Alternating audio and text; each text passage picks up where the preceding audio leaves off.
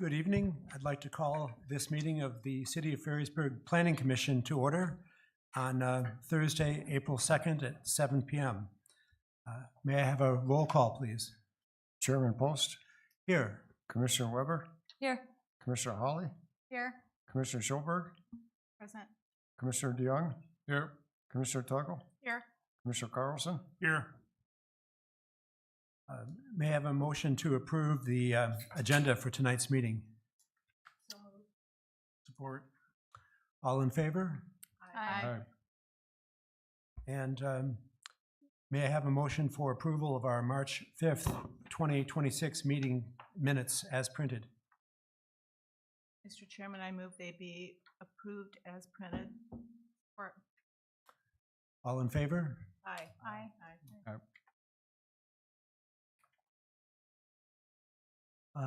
Craig, do we do general public comments before we go to the public hearings? Yes, please. Okay.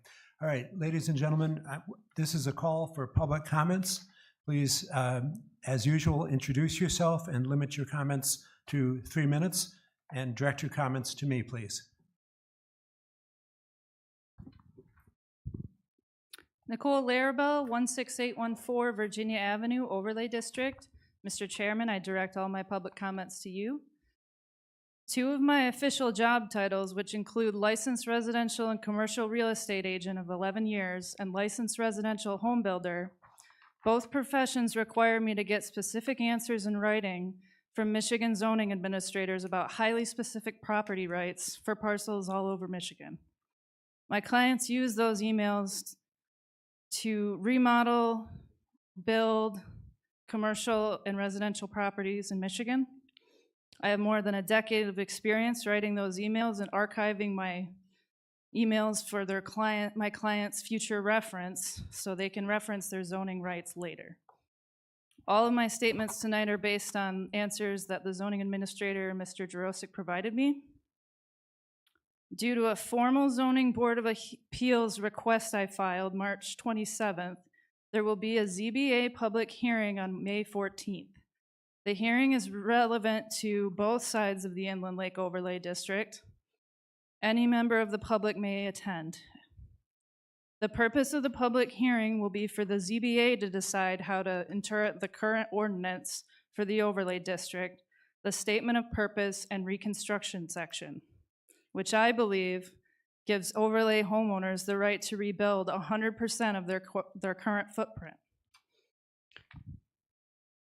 Non-conforming footprints are defined as too close to one or more setbacks or over on lot coverage.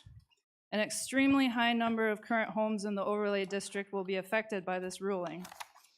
Even homes on some of the biggest lots sit too close to a lot line to be considered a conforming home with a conforming footprint.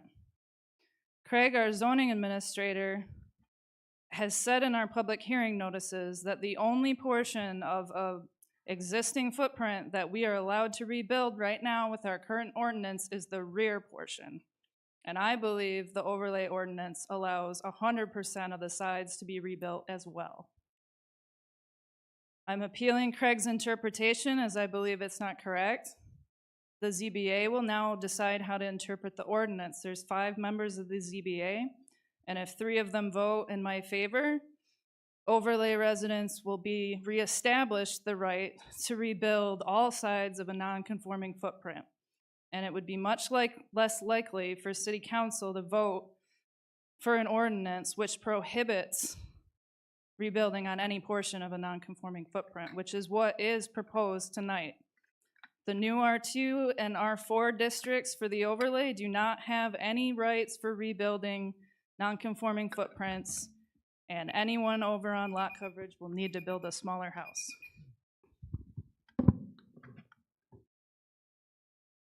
Although you've run out of time, I do want to confirm that the commission has received numerous messages and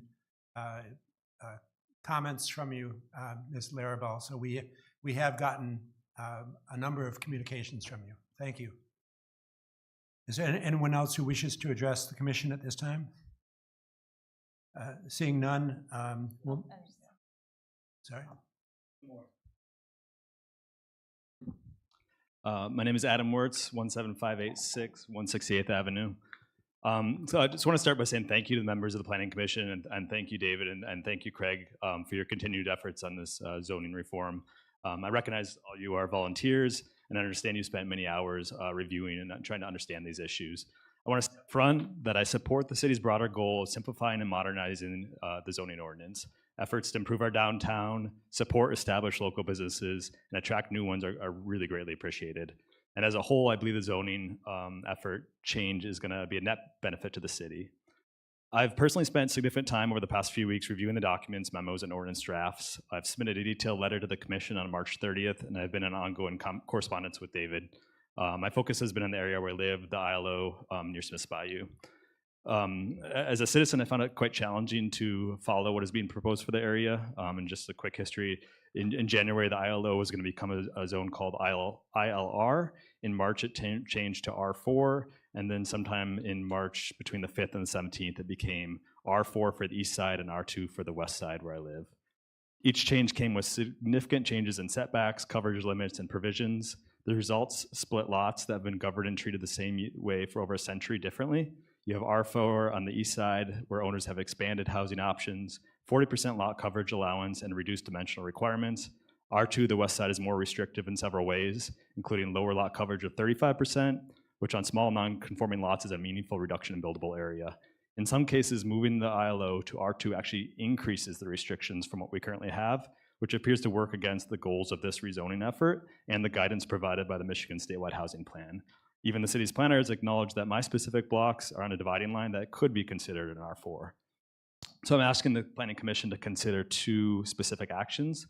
First, keep the ILO rezoned as one district, R4, at a minimum to ensure that the historic lots on both sides of West Spring Lake are rezoned the same.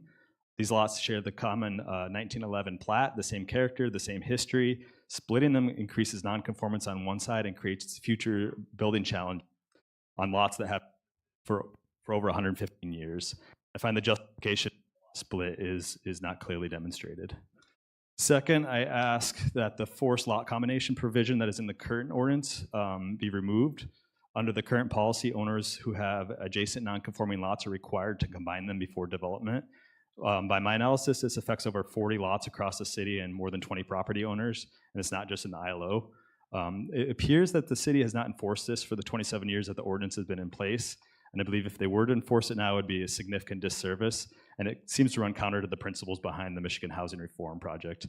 And I've discussed this by email with David, and he seems aligned with my position, asked that you guys discuss it. And just to end, to be clear, I have 2 seconds. To be clear, I'm not opposed to rezoning effort. I believe it's good for Ferrisburg. I'm just asking for a little bit of extra care. I think there's some changes that have some unintended consequences that might be being missed. I've purposely only focused on the ILO because that's where I live. I know this is a much broader effort. I just encourage people listening to just pay attention to what's going on in their areas and ask questions. Thank you. Thank you. And also, Mr. Wirtz, the commission has received copies of, I believe, all of your communications directed to the zoning administrator and to our planning advisor. So we have, although you're cut off in time, we have been reading your communications. Thank you.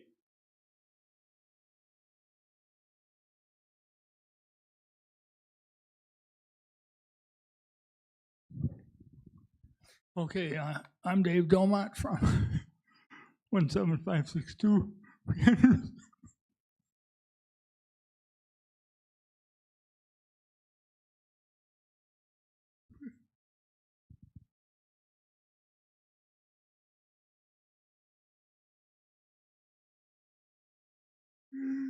So, excuse me, but I think I think some of this is unnecessary. To me, it's going to raise taxes, okay? And I don't think it's right. Anyway, my neighbor, which is Judy, which has that purple house, she wanted to build a carport, and I already talked to Richard about it, but I don't think that she should be restricted from building a carport because I think she's got 10 foot. She's got carport big enough for probably 2 cars and still have 10-foot distance from the side. And another girl I talked to, she wanted to put a driveway in. They wouldn't let her put a driveway in. I thought, why not? You know what I mean? I don't know if the setback requirements for a driveway to be 10 feet away from the border or not. But I think even if it's required, she can still put a driveway in without extending it 10 foot. But I have a driveway that goes right to the border. And so I just assume that you can put a concrete driveway to the border. I don't know. But anyway, I think you should reconsider my neighbor, whose name is Judy Harris, reconsider giving her carport.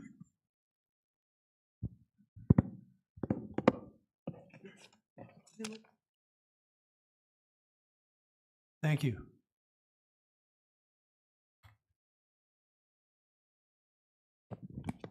Denny Dryer, 220 and a half Washington, Grand Haven. I've been trying to follow all of the changes, and it is difficult. A couple of questions. The 6,000 square foot lot size for the ILR, whatever it's becoming now, probably half the lots on the west side of the bridge. The lots on the bayou are 60-foot lots, but basically everything else inland is 40s and 50s. So the 6,000 doesn't make sense to me.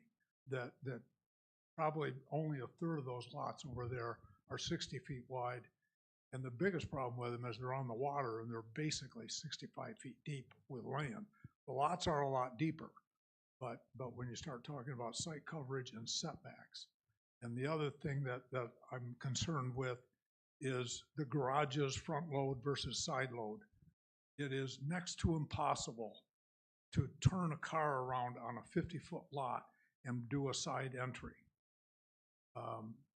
And part of the problem with the 60-foot lots on the lake, with the 25-foot setback, those lots are about 65 feet of land. That 25-foot setback for a front-load garage is 38% of the land. So creating a 25-foot setback for a front-load garage, you are handicapping a lot of lots. And why is it 25 feet for a front load and 15 feet for a side load? Do we hate garage doors that much? Just start thinking about trying to turn that vehicle. And I'm talking about you can turn a subcompact and a compact on that 50-foot lot. Those do not include Acuras and Accords and Camrys.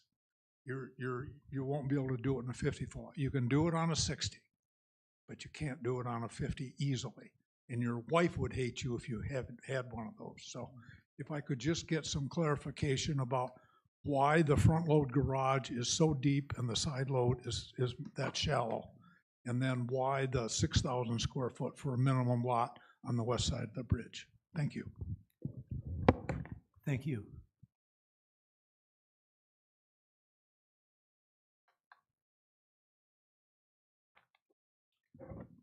Hello, everyone. Brian Klingel, 17585 Mary Lane. I'm actually coming up here to thank everybody that's on this committee, and obviously Craig and Dave, thank you for your time as well. I am just wanted to state that I'm in support of most everything that you guys have proposed. I do think it's important for the city of Ferrysburg to not necessarily get with the times, but kind of get ahead of the times that are coming upon a lot of local municipalities, that they need to be proactive to encourage investment in a community, which I think you guys are doing a great job of. I would kind of echo the last two people that have come up here, or last three, that have talked a little bit about the zoning on the east and west side of the bridge. I do think that if it was one, it would be better. I think zoning them separately, I think if it is on the bubble, I think it would be nice to have them zoned kind of paired together. If the goal proactively is to make it more attractive for people to come to develop and or people to come to the area to build their retirement homes, then I think, you know, if it's a limiting factor, as you just discussed, I don't know the gentleman's name, I did kind of see that as kind of tough because you're choosing one over the other, and I think if you can blanket both of them together and keep the zoning nice and tight together, I think that's smarter. And I'm not speaking from a resident from that side of the lake, but I do know a few people that have built on that west side, I will say, or I should say the Smiths Bayou side. And I think that the zoning that you are looking to offer for the right side of the bridge should equally be offered for the left side of the bridge. And that's not an owner on that side. I'm just looking at it proactively. As a real estate agent in the community, I kind of want to basically be able to give guidance to customers that are looking for properties or looking to develop those houses. And it also would be nice to be able to give the same guidance versus having that micro zoning that is in some ways more limiting than what I think you were chasing with the original goal. So that's it. Thank you. Thank you.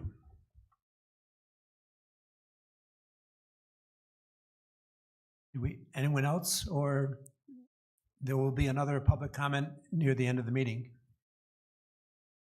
So at this time, we'll move to agenda item 6, public hearing.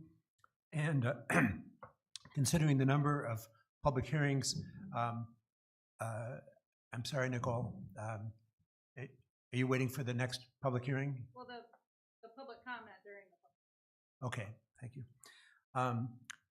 So, commissioners, I'm going to ask for some assistance reading the verbiage. And Connor, could I start with you? Could you please read the full information on public hearing number 1? Public hearing to rezone lots to remove the Inlay Lake Overlay District, IO, from lots along the following streets. See proposed zoning map Exhibit E4 for exact boundaries. Carlson Street, Cecilia Lane, Virginia Avenue, both sides west of 168th Avenue. Virginia Avenue, south side east of 168th Avenue. West Spring Lake Road, north of from 168th Avenue to Virginia Avenue. 168th Avenue, west side from 17657, 168th Avenue to West Spring Lake Road, 168th Avenue,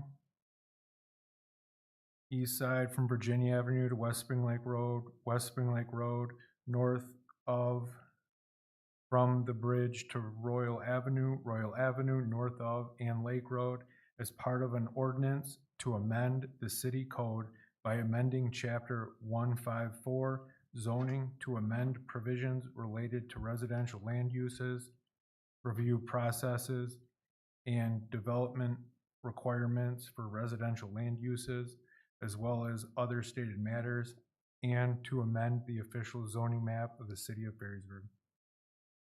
Thank you. So we'll call this public hearing to order at 7:21.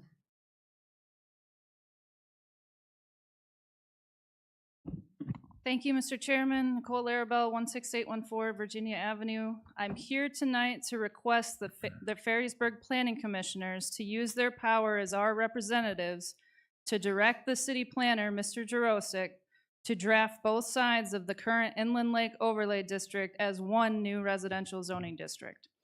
The one zoning district, the master plan written last year, calls for by name the Lakefront Cottage Settlement District.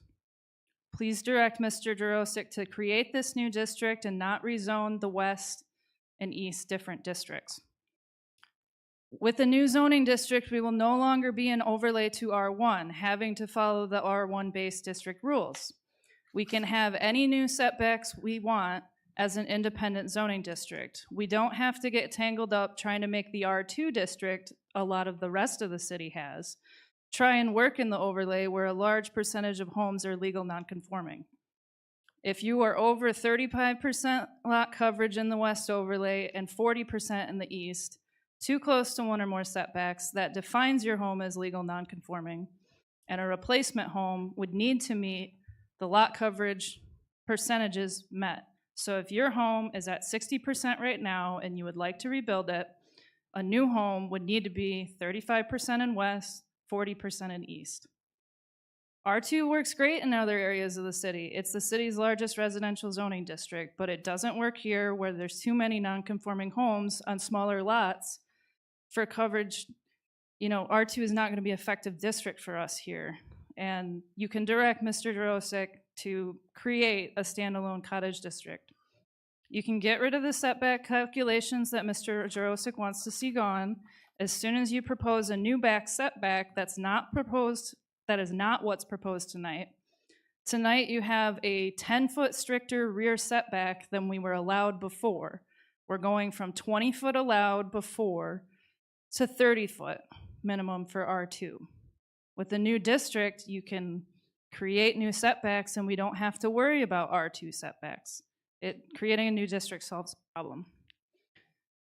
Rezoning the overlay takes away pages 189 through 191 of the current Ferrysburg zoning ordinance, 3 full pages of special zoning rights for non-conforming properties like mine. Anyone can read the 3 pages if they go to ferrysburg.org zoning page, click on the ordinance, scroll down to page 189. You can read it on a phone or computer. It's a big, easy to read PDF. The rest of the city's R2 district doesn't have nearly the non-conforming homes we do. A new district would solve this problem. My house is one of the newer ones in the overlay, and it is already 72 years old. If you don't give residents the right to rebuild on the same size houses as they have now, you're gonna watch this neighborhood jack up their houses in the air and try and save their existing footprints so they don't have to build a house in the future. Thank you. And again, I would like to mention that we've received an extended version of your comments, and we've all had a chance to read those. Commissioners, David, it was my intention to lead off with you for a brief comment on each of these public hearings.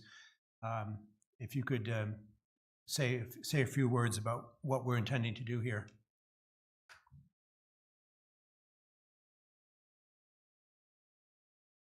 Yes, Mr. Chairman. So as introduced in the agenda item, this first item, number 6, public hearing, is the first portion of a comprehensive housing reform package to update the zoning ordinance. And so we have 5 separate public hearings, and just for the sake of organizing the comments to major topic areas, the first 4 are going to be related to the rezonings. The 5th is going to be the full ordinance package, which includes everything. And then after that, there would be, you could take action or decide to hold off on the full package in your recommendation to the City Council. So for this item, just briefly, as mentioned, this is a rezoning to remove an overlay district, which is the inland lakefront overlay, from the what I call the West ILO area now, Royal Avenue, Lake Road, Cecilia, Virginia, Carlson, that general area, as well as just east of 168 to West Spring Lake Road. So what this would do is remove the Inland Lake Overlay District, and it would then fall back on the R2 zoning district requirements. So as was mentioned, R2 is actually the existing RG1 zoning district. So we are changing the name to, as overall name changes to all of our districts. So the R2 requirements as a base district under that overlay are staying the same. Although what we are doing here as part of this project is as the ILO is proposed to be removed, we've built in provisions in R2 so that non-conforming lots would have very similar setbacks as they do now with the ILO reduction process. So what this does is simplify the reductions to a set front, side, and rear setback, rather than using a calculation to reduce your setbacks based on your degree of nonconformity. So the intent here is to simplify. So I said that the ILO really there's 2 main reasons we have an ILO. One, to accommodate nonconforming lots and to have a system for reducing setbacks based on the narrow and smaller lots. Second, there's a rebuilding provision that allows an owner to completely demolish a non-conforming home and rebuild it in the same footprint according to the zoning ordinance. Now it says same footprint, but that's not actually accurate. That may be a right for certain situations. So a building that's non-conforming just by a few feet, there's a possibility that you can rebuild in the same footprint. But most cases, if you are non-conforming past the limits in that section, you cannot rebuild in the same footprint. So as Nicole said, she's seeking an interpretation on this. My interpretation is that if your existing setbacks are more extreme than what the ordinance specifically says, you cannot rebuild in that same footprint. You have to get a variance. So that is the other provision. The second provision of ILO is to allow for you to rebuild in the same footprint with so many conditions that you, in most cases, will not be able to build in the same footprint. So to address that, the overall reduction in setbacks allows for a sufficient, very sufficient building envelope on really most, if not all, of the parcels within this district without having to seek a variance. It may not be the allowance to rebuild in the exact same scenario or footprint, but the setbacks have been calibrated to provide a sufficient building envelope if you want to remove a non-conforming house and rebuild in a conforming manner. So that is the intent. But again, I wanted to talk a little bit about the ILO because that is directly affected by this rezone. We can talk about specifics later. But overall, it would remove the ILO, rezone to R2, which is RG1. Then R2 then does allow for reduced setbacks. There were a couple setbacks that were incorrectly quoted tonight as well. I just wanted to clear that up.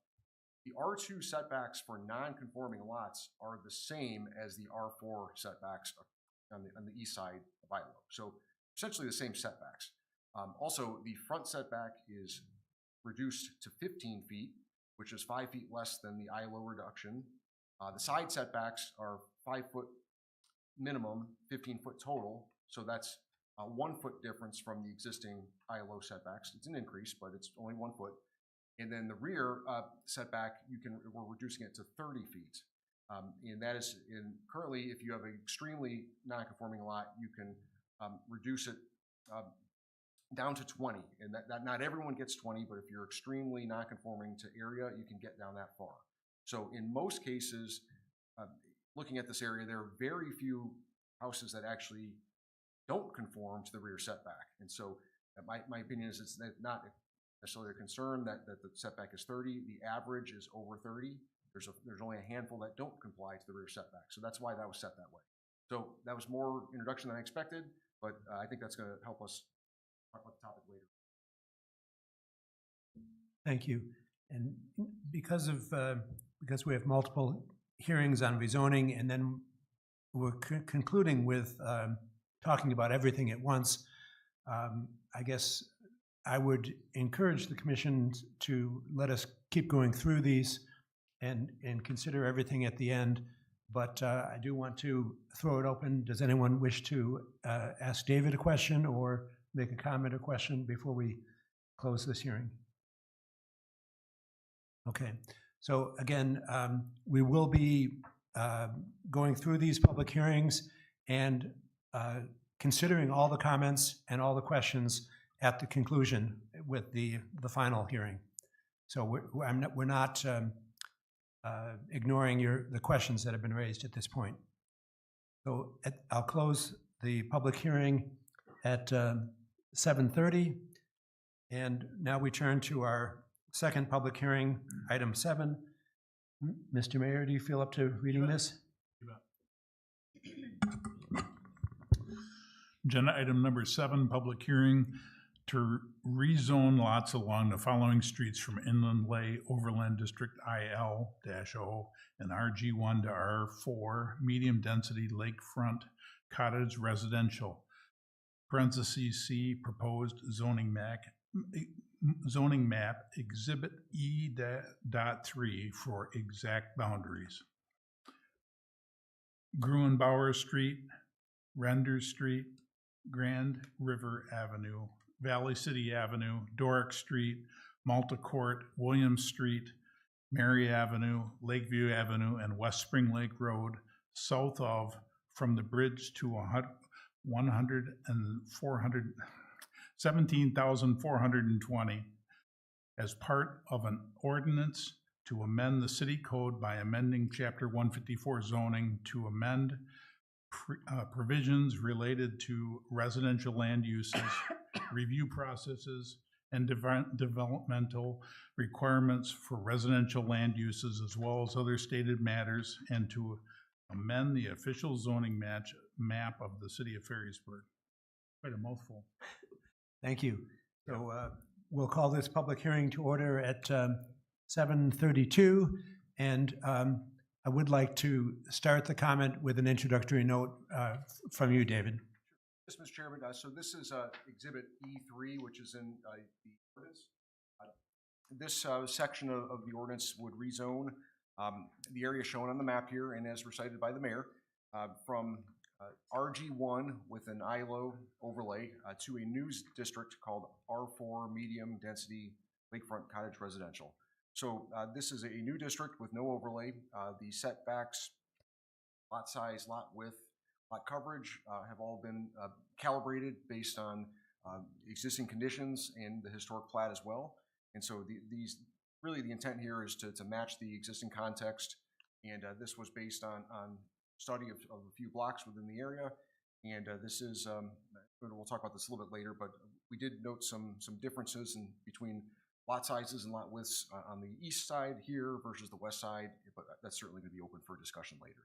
But again, this is going to be a new zoning district, which generally reflects the existing conditions, historic platted area, and rather than having RG1 and the ILO designation in this location. Thank you.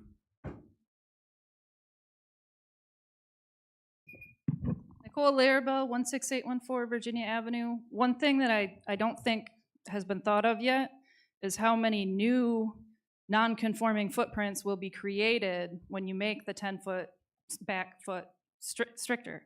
Because a house could have been built last year 20 foot from the lot line, and now a new house would have to be 30 foot from the lot line. So that brand new house at the 20 feet would be non-conforming under the new ordinance. So that's probably an unintended consequence of making this 10-foot setback more strict.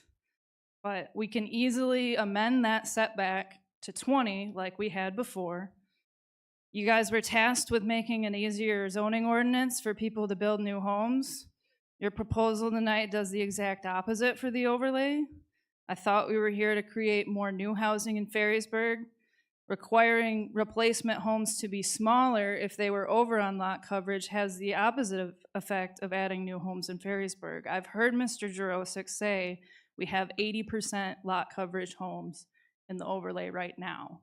And I don't think people with those big houses are gonna wanna be told, you gotta be 35% when you rebuild. And a lot of people probably want the rebuild right to build the same footprint like I do so that I can take my house that's full of stairs and make it on a slab so that I can stay in my home as long as possible. I think everybody knows how expensive it is to move into barrier-free housing. And, you know, to take away that right from residents, I don't think is right, especially when you can write your new ordinance to give us the right to explicitly build 100% of the footprint.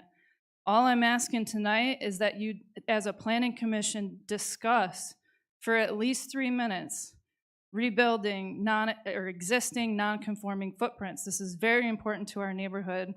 New construction homes pay significantly more in property taxes than remodels, showing it benefits the city well to let us rebuild our new homes on the same footprint. Please let us have the same setbacks we have now. My lot is one of those lots that can really benefit from a 20-foot rear setback. And 30 foot is so much harder to meet when you have a tiny little lot, especially along the lake, where a lot of people think their setback is measured from their lot line, and it's really measured from the high water mark. And you gotta be 30 feet in from that high water mark. There's so many houses on Cecilia that are 10 feet from the road, you know? And you're talking 30 feet from the rear, you gotta be 15 feet from the front, and then have a front-loading garage 25 feet, and that's from the right-of-way. The right-of-way starts 15 feet in from the road. Thank you.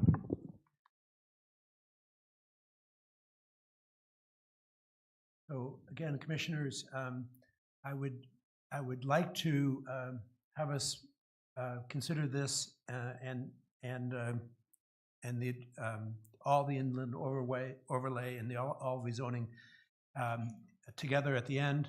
But I'm asking if anyone has any comments or questions before we close this public hearing. Okay. Craig, we'll close this public hearing at 7:37 p.m. and move to item 8, our next public hearing. I'll do it. All right.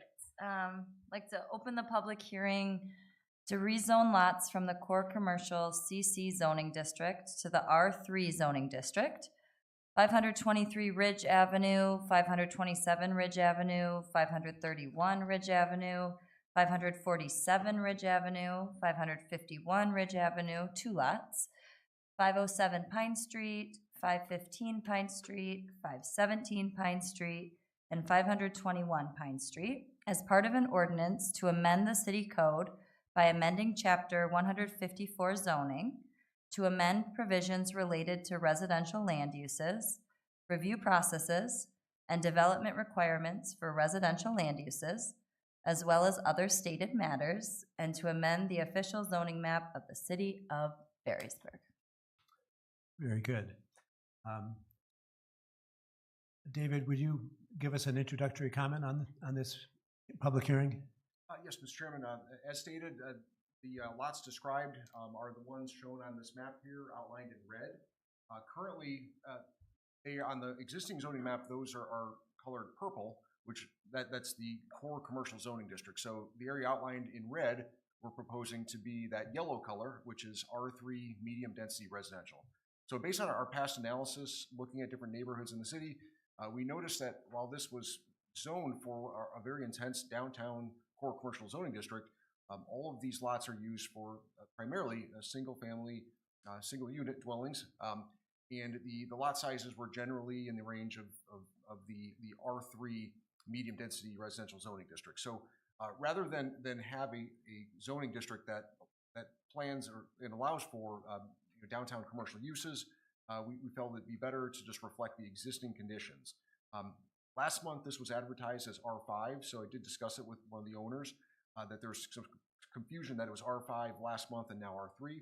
And I explained that last month we considered R5, but then we decided that R5 was too intense based on the existing lot sizes and widths. So R3 is almost a perfect district for those parcels there, and better matches the size, the area, and the setbacks of those dwellings. So this would really just be a rezoning to R3 to match the existing conditions. Thank you. So if there's no further questions or comments, we'll close this public hearing. Excuse me, Craig? We need to open it first. Oh, I thought I opened it with David Smer. Let's open the public hearing at 7:40. Members of the public who wish to address this item. And I would just also mention that we had an open house for an hour and a half before this event, and residents who live on this street were here and in attendance and talked with members of the commission and with Mr. Jarozic and Mr. Bessinger. Again, Chris, did you want to speak on this? No? Okay. So all right, we'll close this public hearing at 7:42. And that brings us to item 9 on the agenda, our 4th public hearing. Public hearing to rezone lots from the core commercial CC zoning district to the service S zoning district. 17345 Ridge Avenue, 540 Oak Street, 530 Oak Street, 522 Oak Street, 536 Oak Street, and Ridge Avenue, 7003, 16254-001, as part of an ordinance to amend the city code by amending chapter 154 zoning to amend provision related to residential land uses, review processes, and develop requirements for residential land uses, as well as other stated matters, and to amend the official zoning map of the city of Ferrisburgh. Thank you. So we'll open this public hearing at 7:53. David, could you give us an introductory comment before we take comments from the public? Yes, Mr. Chairman. So the area noted in red there, it's 6 lots. They're currently zoned core commercial. And this was also part of our look at these blocks during our conversations the last couple months. And it was determined that this area, now separated from the core commercial by an area that we're proposing for R3 residential zoning, we looked at the characteristics of those 6 lots and felt that they were more in line with the businesses across Oak Street. That is the service district, which is really kind of a mixed-use type district that allows commercial, light industrial, and now we're also proposing housing, mixed-use buildings, as well as multiple unit apartment dwellings. So we felt that with the dividing this up into these new districts, that the area in red with the 6 lots was more in line with the parcels on the west side of Oak Street. And with the proposed new uses, we felt this was an appropriate designation rather than a core commercial, which is really supposed to be your main commercial strip of a downtown area. Thank you. Nicole? 16814 Virginia Avenue, Nicole Arabelle. I had a question. What is the maximum height of apartment buildings in the service district? How many stories can those be? I understand there's no unit maximum on residential apartment buildings in service. Traditionally, the service district would have had, service-based businesses where people can actually go in them.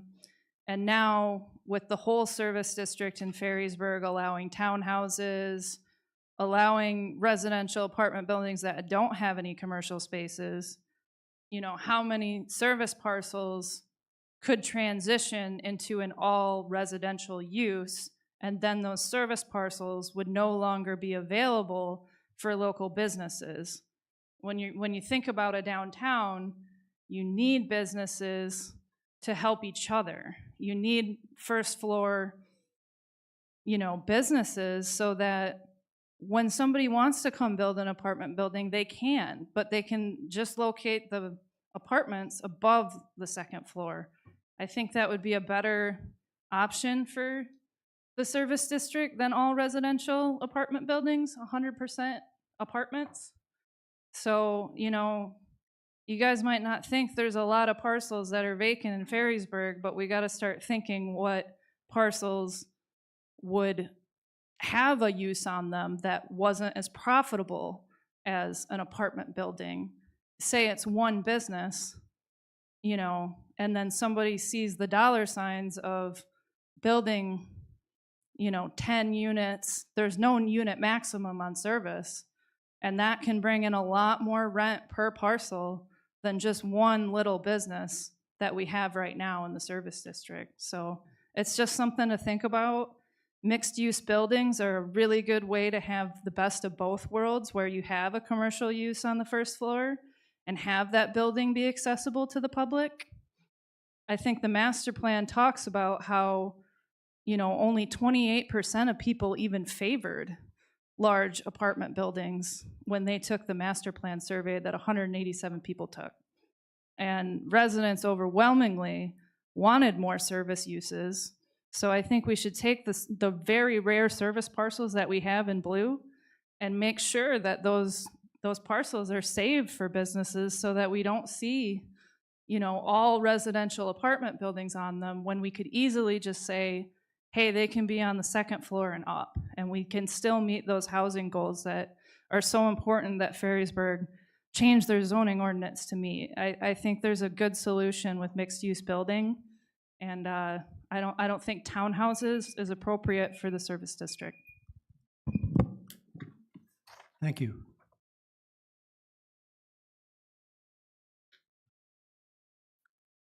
So I'd like to move to close this public hearing at 7:47. And that takes us to our last public hearing, item 10. Yes. Yeah. Public hearing, an ordinance to amend the city code by amending chapter 154 zoning to amend provisions related to residential land uses review processes, and development requirements for residential land uses, as well as other stated matters, and to amend the official zoning map of the city of Ferrisburg. Thank you. So we'll call this public hearing to order at 7:48. And David, would you start us off with some introductory comments? Yes, Mr. Chairman. Would you like me to walk through so this is for the full package. Want me to give a kind of a full overview of each section of the ordinance, or just general and then go into that? Well, you gave us a pretty good introduction at our last meeting, so I would just say perhaps a little more concise, considering that you can anticipate the commissioners and some audience members we may have further discussion. So if you could give us kind of a little tighter once-over, that would be great. I'll summarize my 45-minute presentation to maybe 5. So. Okay, so I'll walk through the sections of the ordinance just so that we know what's in it, and we can come back to these slides during your discussion after the public hearing. Perfect. So again, this is the full ordinance, which includes all the public hearings that we already held. So that there were a few zoning map amendments, as well as the rest of this covers the text amendments to the zoning ordinance. This is a review of text amendments and map amendments, and this presentation does follow the sections of the formal ordinance if anyone is following along. So sections 1 and 2 are more housekeeping. We're using more modern and revised definitions for our dwelling types. And then this is also kind of a housekeeping item to just renumber affected sections and articles based on things that we're changing and adding. So it gives us a provision to make all those changes if this ordinance passes. Section 3 renames the zoning districts based on a logical hierarchy of lot size. And again, this is something that I trip up on as well, but we're trying to make a logical, easy list of zoning districts, R1 to R5, and that's based on density. And so rather than using RD and RG, we're simplifying it to RG or R1 to R5, basically from low density to high density. Section 4 adds and revises several definitions. As mentioned, we have several concerning dwelling units, as well as maximum building width and mixed-use building, which is a new addition. So these are all things that we're regulating and allowing in certain zoning districts. And we move into Section 5. Section 5 is in the general provisions of the zoning ordinance, requires a garage for any new dwelling. This would strike that requirement, and it would be an option. If you didn't want a garage, it does add to the cost of a new house. So this is something that would be optional under Section 5. Section 6 is just housekeeping. It strikes the reference to the ILO for off-site accessory buildings. We still allow that provision, but simply we're saying if you have a waterfront home and you own a vacant property within 500 feet across the street, you could put an off-site accessory building. So we're removing the ILO reference in anticipating that the ILO is being removed as part of this process. So if for some reason it's not, we'd have to change that back. Section 7 here amends the process for special land uses. As discussed last time, special land uses are those that the Planning Commission has a bit more discretionary review authority over. We consider special land uses on a case-by-case basis, and you have more of authority to grant conditions or even deny a project if it doesn't fit the character. We're cleaning up this section so that you can submit a special land use request with a concept plan only, rather than detailed engineering plans. And then we're also suggesting that the special land use process and approval stays at the Planning Commission rather than moving on to the City Council. So that's certainly a policy question that will be discussed. City Council has already retained the authority to have final special land use approval over wireless communication facilities. So that was one special land use that the City Council wanted to have that control over. But everything else, this proposal is for the Planning Commission to have that final review authority. Section 8 is a new section which takes all of the specific use requirements out of the special land use section, because some of these uses may not be special land uses. They may just be permitted. So this new Article 5 is a combination of all those specific use requirements in one separate chapter. Excuse me, David, I think you said Article 5? Yeah, Article 5, specific use requirements. At the top of the page says Section 8, Exhibit B, and you're, Yes, I'll explain. So each of the bold headings here, the sections are on the legal adoption ordinance. So the bold sections don't refer to the actual sections within the zoning ordinance, but and the official ordinance that would have a 2016 ordinance 1, whatever it might be, it has sections that really kind of give the directions of how we're changing a certain section of the ordinance. If it's a brief minor amendment, it just listed how we're changing it. And then those like this one, Section 8, it includes Exhibit B, which is an entire article that's attached to the ordinance. So when we're adopting full new chapters, we've attached them. When there's minor updates like the garage requirement, we just state that how it's being. So Section 8 of the adoption ordinance is referring to Article 5 of the zoning ordinance. That is the. I'm glad you asked that because that's probably most people would not know that. So yeah, I wouldn't either. I want us to focus on the substance, not the numbers, but Yes. I just wanted to have you clarify that. Yes, we don't want it to look inconsistent. So Section 8 of the ordinance, Article 5 of the zoning ordinance. So again, this is just a combination of all specific use requirements. Section 8 within this Exhibit B also includes provisions for accessory dwelling units. And so that the primary addition is for attached and detached accessory dwelling units. It's really a small secondary dwelling unit on a property with a single unit dwelling. Now, we already, just to mention this, we already have a provision that allows for accessory dwelling units in commercial buildings and in storage suites. City Council did review an amendment to that recently. There's concerning if they could be over 1 or 2 floors, but the City Council did refer that back to the Planning Commission just to get your general thoughts on if you feel that ADUs are still appropriate in storage facilities based on fire and building code issues. So that's something that we should talk about. The way this is in, we didn't anticipate that the ADU ordinance would get to the council, then get back to this level, because now the comprehensive ordinance has caught up to it. And so I feel that we can just address that within this ordinance as a whole. And so we can talk about that. If you want to amend it or strike it, you could do that. Or if you send the entire package to the council, they can still consider that issue separately and decide what they want to do with it. But we can talk about that again. But this adds a new provision for residential lot accessory dwelling units, either attached or detached. We have some specific requirements that we discussed last time. Section 9 is the renumbering of site plan review requirements, housekeeping. Sections 10 through 13. So this concerns mostly our commercial and service districts.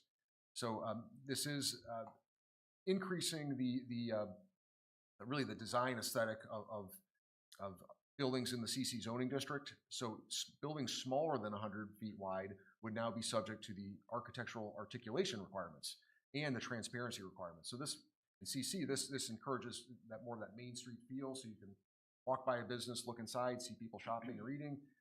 So we have a minimum and maximum percentage of windows and doors, and require architectural features to give it more interest and character. Also, there's some requirements currently in these areas for landscaping and parking lot, landscaping for the yards and parking lot landscaping. That they're more suburban requirements that really are less suitable for the downtown area, the service and general core commercial districts. So we have to allow some waivers there so that you can more efficiently use small lots in the downtown area. So there's some waivers built in there. Section 14 is a housekeeping issue. It's renaming an article because we added the new one. Section 17 or 15 through 17, this addressed parking. So we are reducing parking counts in the downtown area, S and CC districts. We're revising some of the minimum parking requirements for dwellings. So for mixed use multiple unit apartment buildings, we're lowering it down to 1 unit per, or 1 space per unit. And then we're setting the number of parking spaces for an ADU, which is 1. Section 18 is just another housekeeping issue, renaming a chapter or article. Section 19 is a complete overhaul of the plan unit development section. So as mentioned last meeting, this would be a new process. Rather than processing special or plan unit developments as special land uses, it's a rezoning process so that you're rezoning to a PUD overlay.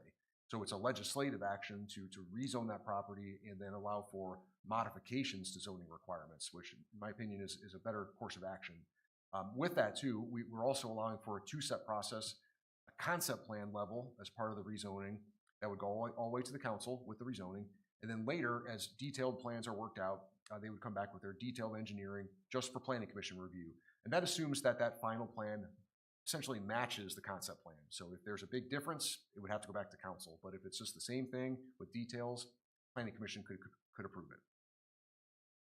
We've also included the densities for the underlying zoning district, residential zoning districts. So from R1 to R5, it's a dwelling units, 3.5 dwelling units to up to 12 dwelling units per acre. And that's generally based on the single unit lot requirement for those districts. And then from that base density, if you meet our housing goals, you could be awarded up to 20% density bonus with a PUD, ultimately approved by council. Questions I had here we can address later. Do you wish to see this PUD option for all of the residential zoning districts? Are there any residential zoning districts where you don't think a PUD is appropriate? So some of the more historically, for instance, the RD, R1 zoning district, or maybe this R4 area, there's a lot of historic small lots. There's not a lot of development opportunity aside from maybe single lot redevelopment from time to time.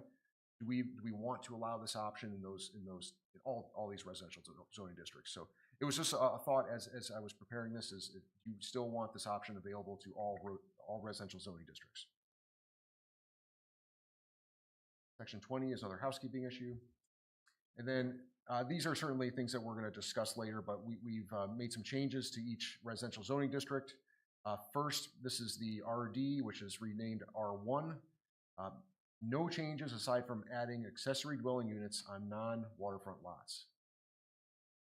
RG1 to R2, the only changes here, all the base district requirements are the same. So 25-foot front setback, 10 side, 40 rear. But this allows for, this is what we discussed before, for non-conforming lots, we're allowing for those reductions. 15 front, 5 to 10 side, and 30 rear for non-conforming lots in R2. And then this also allows for accessory dwelling units on non-waterfront lots. Then this is the same slide, but RG1, when it's proposed as R2, this is the same, but just a different scenario. RG2 is proposed as R3. There are some slight changes here, so we've kind of recalibrated R3. This district already allows for single unit and 2 unit dwellings. We're also adding ADUs.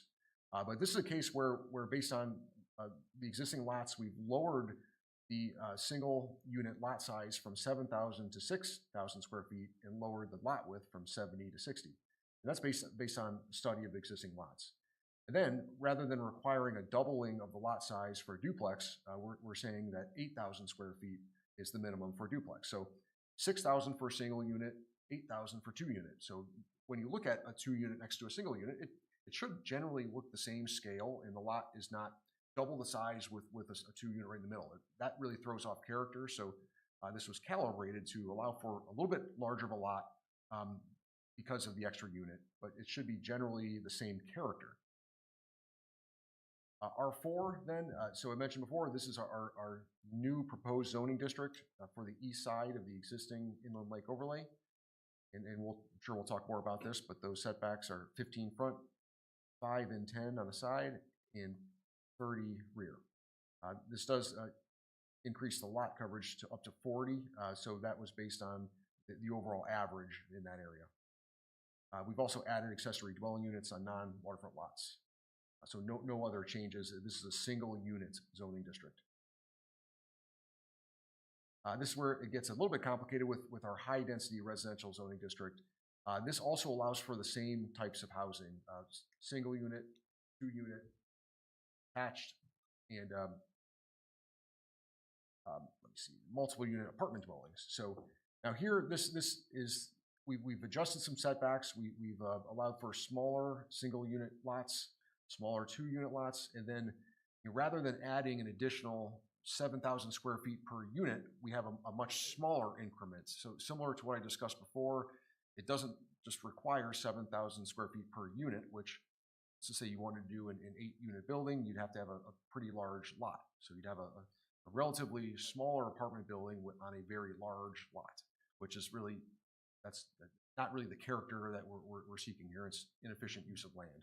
So we have a different scale, incremental increase of lots, or lot size based on extra units, but it's not to the degree that we have in the current ordinance. And also here, we've actually added some caps on the number of dwelling units in a building, where there are no caps right now in RG3. Newly renamed R5 will have multiple unit attached dwellings, townhouses. You can have 6 side by side, and then in a multiple unit apartment dwelling, you could have 8. So you could have 4 on the bottom, 4 on top, or different arrangement. But right now, there's no caps as long as you meet your density requirement. Then, as mentioned, service district rezoning. We're adding multiple mixed use and multiple unit apartment buildings. We're deleting the single and 2-family dwellings. It was mentioned before that townhouses in service district. I don't know if I inadvertently mentioned that. It was mentioned in the public comment. No townhouses in service, just mixed use and multiple unit apartment buildings. We've made some adjustments to setbacks. Core commercial, we're adding in multiple unit attached dwellings, multiple unit apartments, and mixed use buildings. And we've updated the dimensional standards so you can pull buildings close, you can draw them closer to the sidewalk in the public right of way to have a more downtown feel. General commercial, similarly, we're adding in some of our multiple unit products and adjusting setbacks in certain cases as well. Getting toward the end here, this is a section that addresses the maximum number of units in a dwelling. So a dwelling is a building. A dwelling can have multiple units in it. So here's where it sets the maximums as well. And it was mentioned before, for downtown areas, S, CC, and GC, we have no limit. It's just based on what you can fit on the site. So that's based on 3-story maximum and then meeting your setbacks and lot coverage requirements. Here is section 20. This sets the minimum floor area and dimensions. So we've adjusted those downward significantly to allow for smaller single unit and attached units as well. So this was primarily based on the Ottawa County project that had proposed a number of smaller housing types. But again, we set this at the lowest housing type, and we discussed last time we were going to discuss whether 440 was appropriate or somewhere in the 600 limit or anywhere. And then lastly, I won't repeat this, but the final sections are, this is the official zoning map as proposed, and then our smaller sub areas where there's going to be proposed to be changes. That was more than 5 minutes. I apologize. That was great, David. Thank you. So we're still in the public hearing. Public comments on this public hearing, kind of everything. Mr. Chair, Nicole Larrabell, 16814 Virginia. This public hearing, you just heard all the topics. We're having one public hearing for ADUs. In the same public hearing, we're having commercial allow all residential apartment buildings with no commercial in them. So a good example of somewhere that's happened is in Grand Haven next to Rainy Day Cafe, the Spotlight Dance Studio was torn down, and now there's an $11 million apartment building where the studios are going to start at $1,500 a month. And with the new requirements for studios, you could build a studio 300 square foot, which is 10 by 20. And then you're talking $1,500 in rent for that 10 by 20 for a studio. Maybe it's $1,000, I don't know, but that's the size of a motel room. And I don't think it's exactly humane to have that small of a unit, you know, when maybe somebody can only afford that studio. And then the issue with parking with one spot per unit in downtown commercial districts, you could have a 3-bedroom apartment and you'd only need one parking spot. And there's a further reduction to that parking if you can demonstrate you're on the Harbor Transit route, which everywhere in Ferrysburg is, and you can demonstrate that there's public parking nearby, which we don't have any of besides the parks. So I don't think one space per apartment unit is going to be appropriate. And I really think mixed-use building is a much better use for commercial properties so that the first floor would be required to have a commercial use. Because otherwise, you're going to see parcels change the highest and best use of a property, which in commercial real estate, that means what is most profitable to put on a parcel, whether it has something on it or not. And I believe there will be parcels that will transition into all residential uses that are commercial parcels today because you're allowing for the first time townhouses and up to no unit maximum on apartment buildings. So the businesses that we have now that are probably most susceptible to this happening to them is the ones that have big parking lots for apartments to have parking, you know? So if you think about the businesses in Ferrysburg that have big parking lots, I wouldn't want to see all residential uses in those commercial spaces when you could easily make the first floor commercial required and then add as many housing units as can fit above it. And I like that I got clarification on how many units, so, or how many stories. You said 3, so that's good to know. So thank you, that's my thoughts. Thank you. Any further comments from the public? So can we close the public hearing at 8 minutes after 8? And at this time, the next item is discussion and to take action, if appropriate, to recommend to City Council to adopt, not adopt, an ordinance to amend the city code by amending Chapter 154 zoning to amend provisions relating to residential land uses, review processes, and development requirements for residential land uses, as well as other stated matters, and to amend the official zoning map of the city of Ferrysburg. Commissioners, where do you want to start? I'll start. Somebody asked me why we're doing this, and I have extensive notes about the past, the present, and the future. After the Planning Commission spent many months reviewing and revising the city's master plan, it was approved by City Council. We were then charged by Council with reviewing certain aspects of the plan, which is visionary. A master plan isn't law, it's visionary. Housing, specifically affordable housing, was one of the topics with which we are entrusted to review. It's important to note that the master plan update and this project were funded through the Housing Readiness Grant Incentive Program of the Michigan State Housing Development Authority. The purpose of this program is to increase housing supply and improve affordability. So that's kind of the past. We have dedicated months to researching, reviewing, discussing the topic of affordable housing and how best to support it within the guidelines of property rights and the impact of change in our community. We've been guided in this quest by an expert, Mr. Jarosik. He did not, as I saw someone claim, spend hours revising things and then presented them to us. We spent hours revising and reviewing and used his guidance. As you can say, this is a complicated topic and he's an expert. So he gave us expert guidance. The only way a municipality can impact affordable housing is through zoning. We're not developers. We're not gonna knock down nothings and put something there. We're not builders. All we can do is modify zoning ordinances so that perhaps in the future, the owners of properties might, for instance, Leppings might decide to build a second story above their retail and include affordable housing, apartments or condos there. Mayor Carlson wisely stated that what we're looking at right now insofar as zoning is going to be impacting us 20 to 30 years in the future. It behooves us to develop zoning protocol that ensures the development of our city will be positive, allow for change and growth, and maintain the small town character that most of us love. That's what the survey showed. When we did a survey, most people want to maintain our small town character.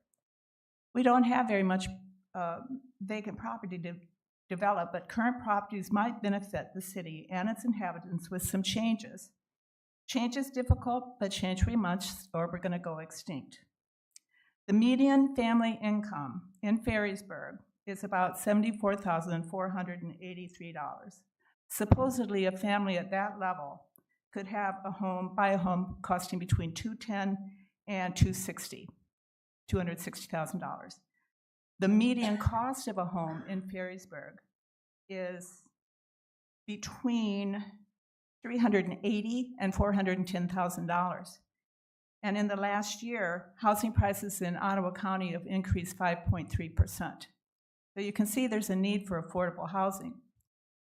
There's a lot of people when you look at the news coverage of communities looking at affordable housing, you see just horrible things. People saying, well, this is going to bring in drugs and unwed mothers and disease and crime, and that's just not true. The people that need affordable housing are nurses and teachers and service workers, factory workers, administrative assistants, firemen, policemen, lots of different kind of people. One of the things I think we can't let what I call the NIMBY folk, the people that don't like change, guide our future. I also think we can't let politics guide this question. We have spent so many hours trying to be transparent, and we've been accused of everything from trying to withhold public comment to not holding enough public hearings. You can see we're trying to be as transparent as we possibly can. You should know that the state of Michigan legislature is unveiling a bipartisan multi-bill housing reform package aimed at increasing housing supply and reducing costs by streamlining development regulations and updating local zoning laws. The state is looking at this, and it's bipartisan. This program is going to focus on allowing diverse housing types, limiting local government tape, and implementing tax incentives for developers to create low to moderate income housing. Lawmakers are pushing to permit duplexes, triplexes, and ADUs, which is accessory dwelling units, in areas previously zoned only for single-family homes. Minimum lot size would be capped, excessive parking mandates would be eliminated, and local governments would be forced to approve projects within 60 days if they met certain criteria. Basically, much of our local control would be limited. I think the writing's on the wall. We can get in the forefront of affordable housing and have some control over issues, or we can be forced to comply. We can be dragged into it by our hair. In sum, we cannot allow short-sightedness and prejudice in politicians to chart the course of our future. I myself want to maintain this as a small-town community. According to our latest survey, most people agree. So I think we need to plan for a future that does just that, while also leaving room for some of the changes we'll have to make in order to remain viable and increase affordable housing options for the future. Thank you. Very well said. I can go. Okay. So I have two topics to comment on. I do feel uncomfortable zoning the east and west separately. I think Mr. Klingel brought up microzoning. I do not want that to happen in our city. If our goal is to make an easier zoning ordinance, I do not think that that does that. So I personally would like to see the east and west ILO in the same zoning. I know that they both have unique non-conforming challenges, and I would like to see that. The other thing that resonated with me was I just know what mixed use, how that can be such an asset to the city. So I do agree with keeping the service district requiring commercial on the first floor. So I don't know what would need to happen to make that a requirement, but I do I don't want to see that service district go away. So, yeah, those are my only two things. I have got a comment.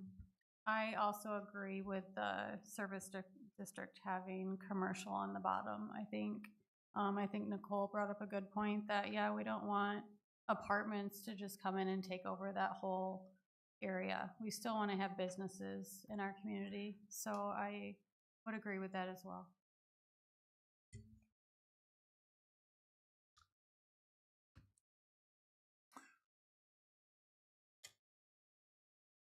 We certainly can have a discussion about east versus west, right? Had some concerns about if this is going to affect folks' taxable values. And I don't know if we've got a definitive answer. Have we, Craig, yet? On the commercial to residential.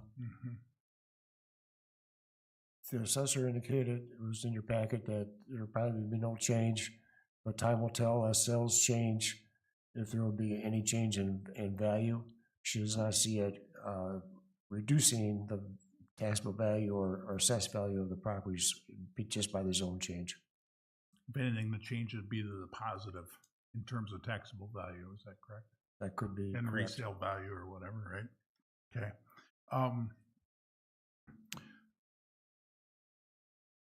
Nicole had talked a little bit about businesses downstairs and residential upstairs. That's certainly something we've definitely have spent quite a bit of time talking about, haven't we? Along Pine Street and some of the different districts, and I think that's a very good thing. You have to realize that the push for housing is being driven by the master plan. And as Regina had mentioned, the state is thinking about coming in and steamrolling that, where they could come in and put duplexes in right in like an R1 district. And we're trying to get ahead of the curve to be proactive, to cut that off at the pass. Talked a little bit about accessory dwelling units. And yes, City Council did send that back to us. And the primary concern was if you have an accessory, if you have dwelling up above, in other words, a residence up above a commercial building, does that require fire protection if there's just one exit? In other words, people have to come downstairs to get out of the building, to get into the lower level to get out of the building. And so City Council had some concerns as to whether or not we should require fire protection in those buildings. Okay, that's the reason it was sent back to us. I am really thrilled with the cleaning up of our PUD process, so that we can get it. It's a two-step concept first, get preliminary approval for the concept before the developer has to go in and actually spend all the money for all the engineering and everything all up front, not knowing if the city is going to be amenable to the development going forward at all. So I think that's a great thing to clean up. Those are my comments. Thank you. You bet. Sandy? I would echo what everybody else has been talking about. The one comment, I think, from Mr. Dreyer that I don't know that we got an answer to on the garages. Do you have any comments on that, Dave? Yes. So right now we have a 25-foot front setback.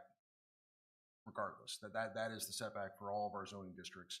We're proposing reductions from 20 in a few districts. We're not using the setback for street-facing garages. We make no reference to side loading versus rear front loading. It's just if you have a garage door and you have a direct driveway from the right-of-way, it's 25 feet, primarily because you can park a car there. Otherwise, you go lower than that for a driveway.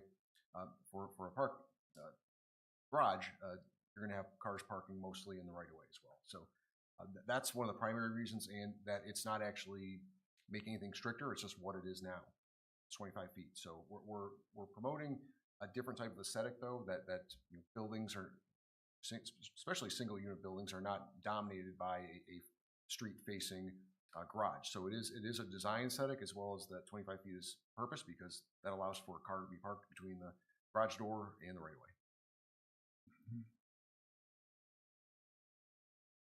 So in your housing memo to us this month, David, you specifically called out a few questions or considerations, and I do want to address those. It seems like there's, I'd like to kind of poll the commission and discuss a little bit about the portion of the proposal that deals with the inland overlay district and our current proposal to have two new base districts, east and west. Commissioners, what I'm hearing is that there's some of us want to reconsider this move. Does anyone want to carry the ball on this and make a proposal?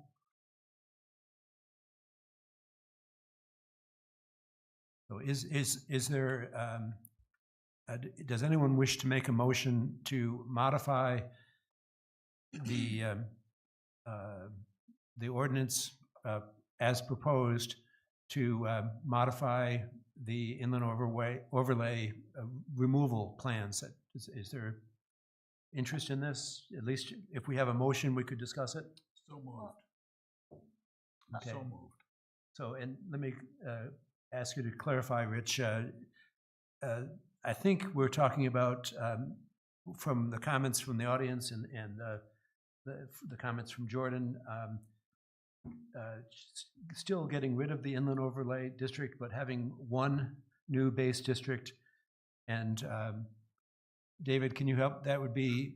Yep, and it's there. So there would end up not being a major difference because there's a large majority of lots throughout the current overlay district.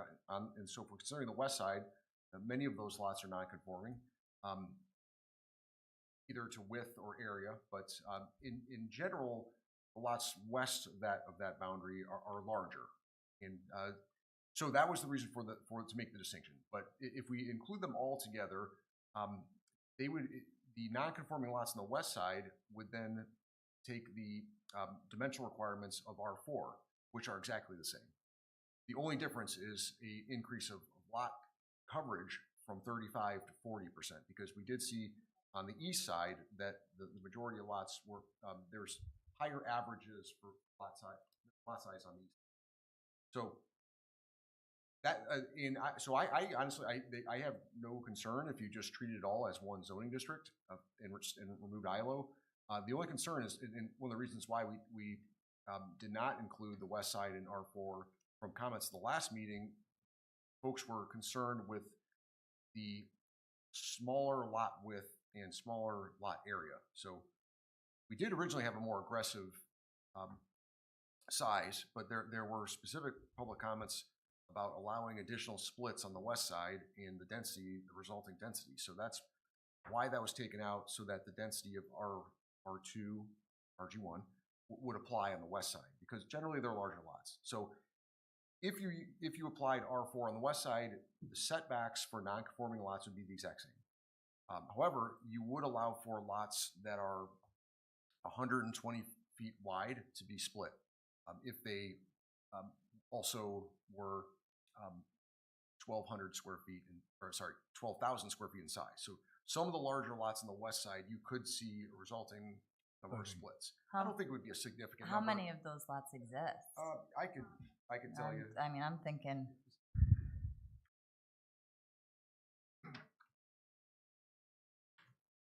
I mean, I know there was discussion of a lot being split back in the day, and it got denied. So you're looking for how many lots could be split?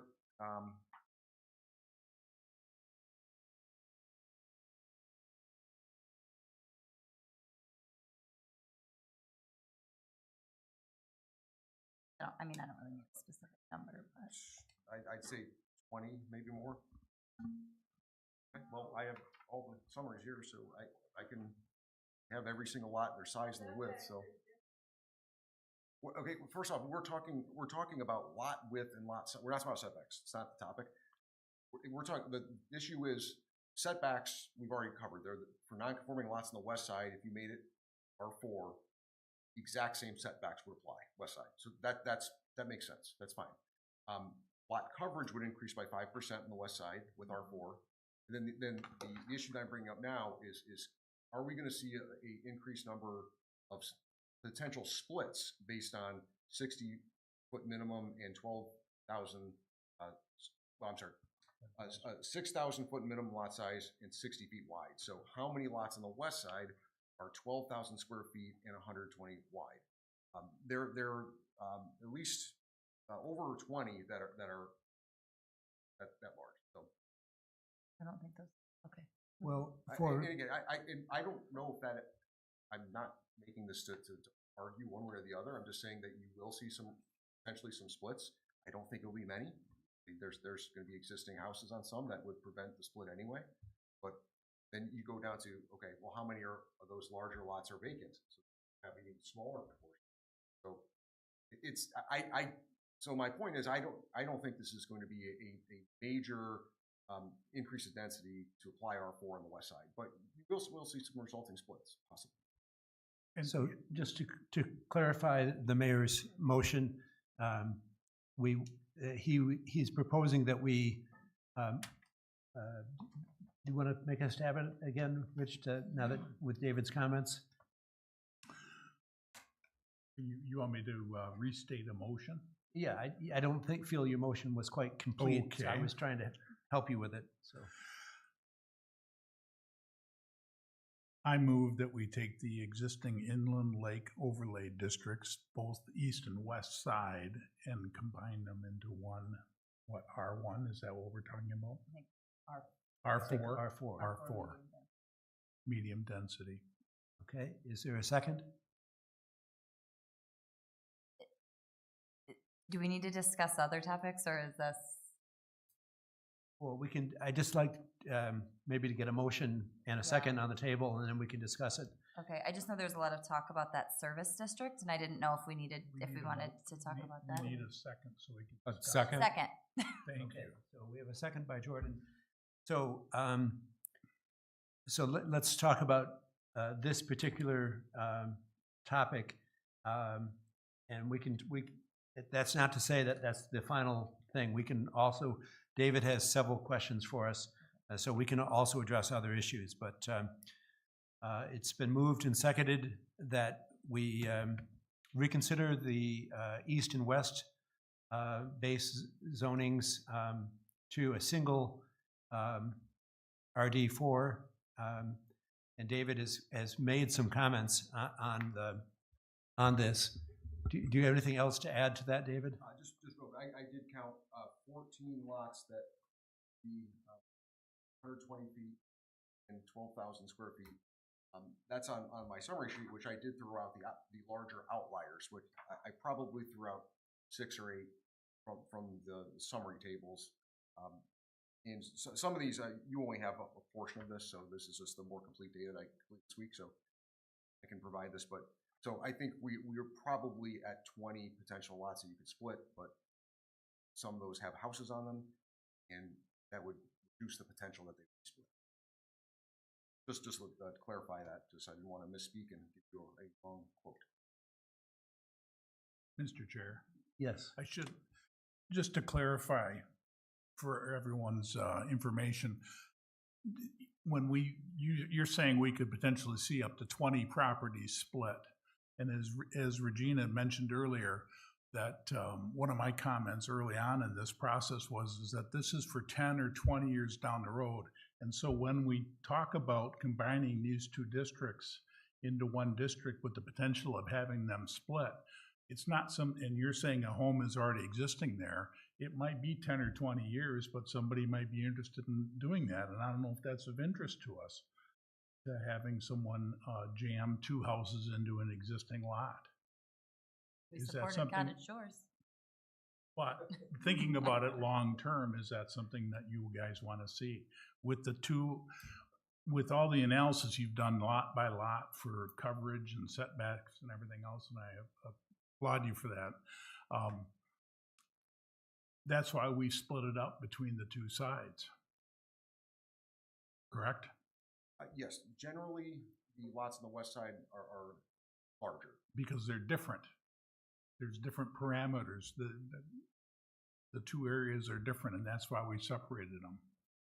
We did. I think there's a natural distinction, but to everyone's point, that they have been treated similarly in the past to the same base district and overlay. So I would have no concerns if treated them differently based on the distinction that we can draw, or if we treat them all the same, similar to our historic treatment. So I don't think there's a wrong answer.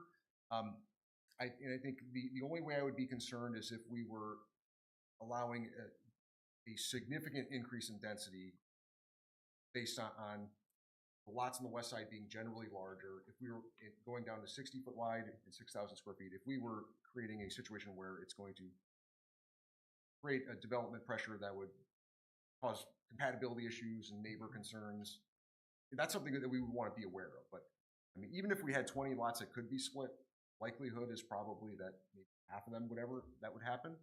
Again, that's it's all just assumptions at this point on what would or wouldn't happen. And I think it would be a longer term change if you treated these as R4.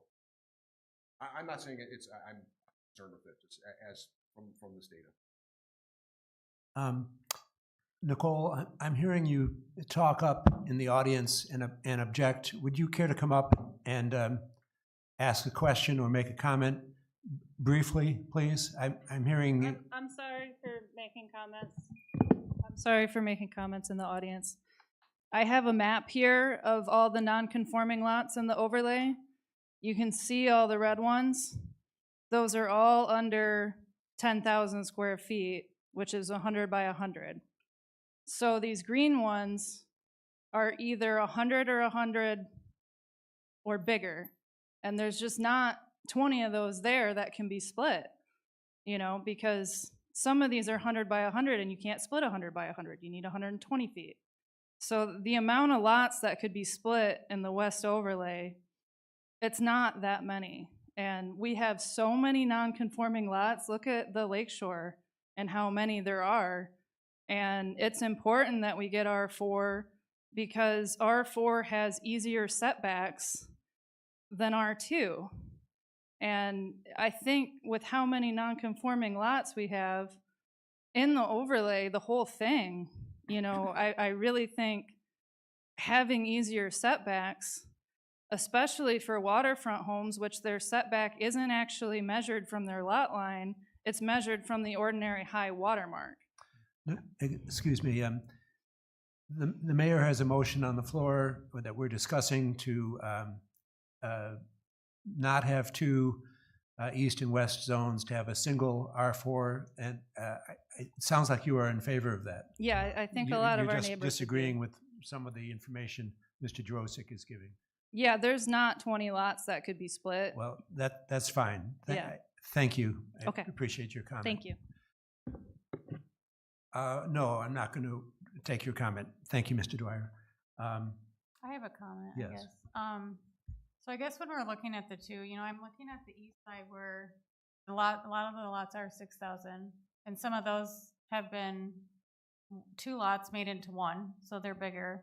And then on the west, we have some bigger lots that we're saying might be split.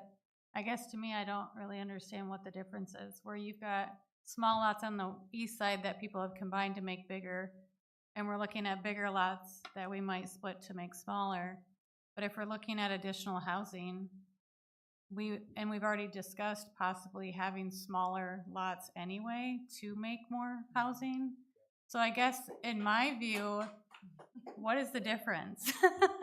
We're either making bigger lots on the east or we're trying to make smaller on the west. So my only concern would be for the conforming lots that are bigger, that they're going to be able to have 40% coverage, because that to me seems like it's not really fair to the people that don't live in these areas that have bigger lots that are at 35, but I don't know that that's a big deal, but I just feel like, I don't know. That's my 2 cents. Thank you. I'll just chime in. We are all volunteers here, and we've been spending countless hours, close to a year, reading information, meeting with Mr. Jurosik.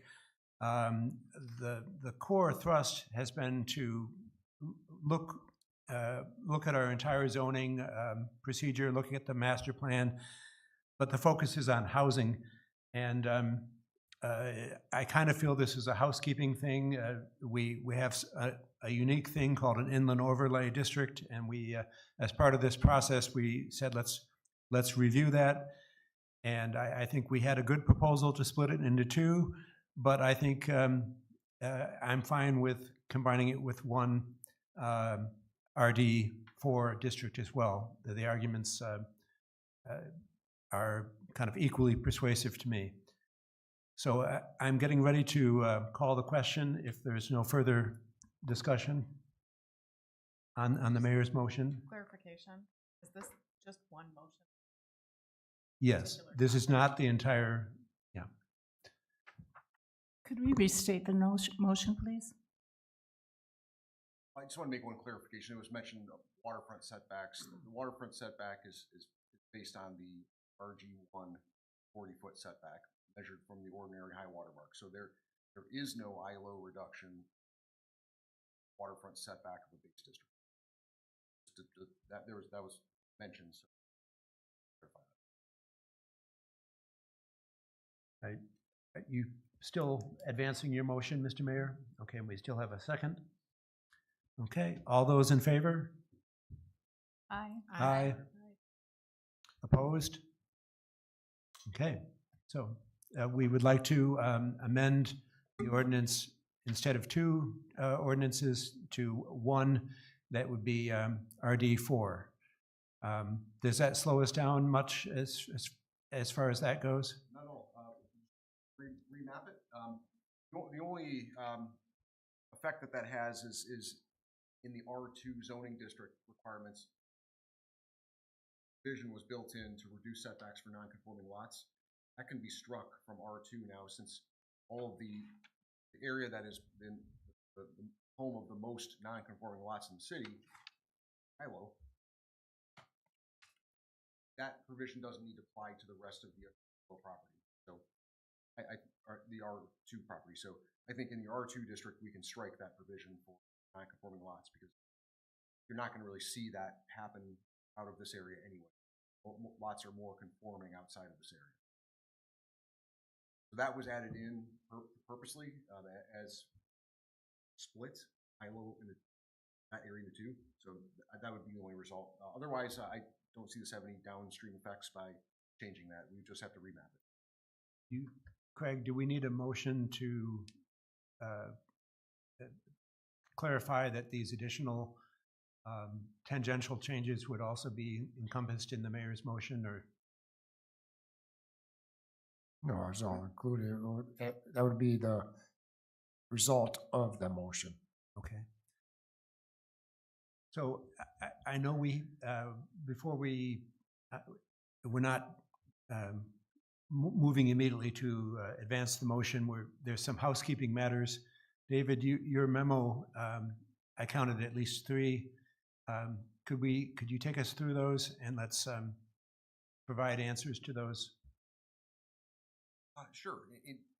Would you like to address the service district issue before that, just since that was? That's fine. Yes. Yes.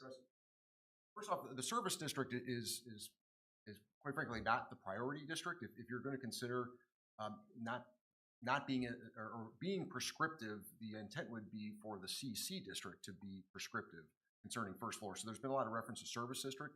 That's a district that does not allow restaurants. It does not allow retail. It is a light industrial and district for service, like repairs, personal services, other things like that. So, and again, I'm not saying I have an issue with it, but there's a lot of reference to service district, whereas typical practices that type of prescriptive use requirement on a first floor is in your purest downtown commercial district, which is CC.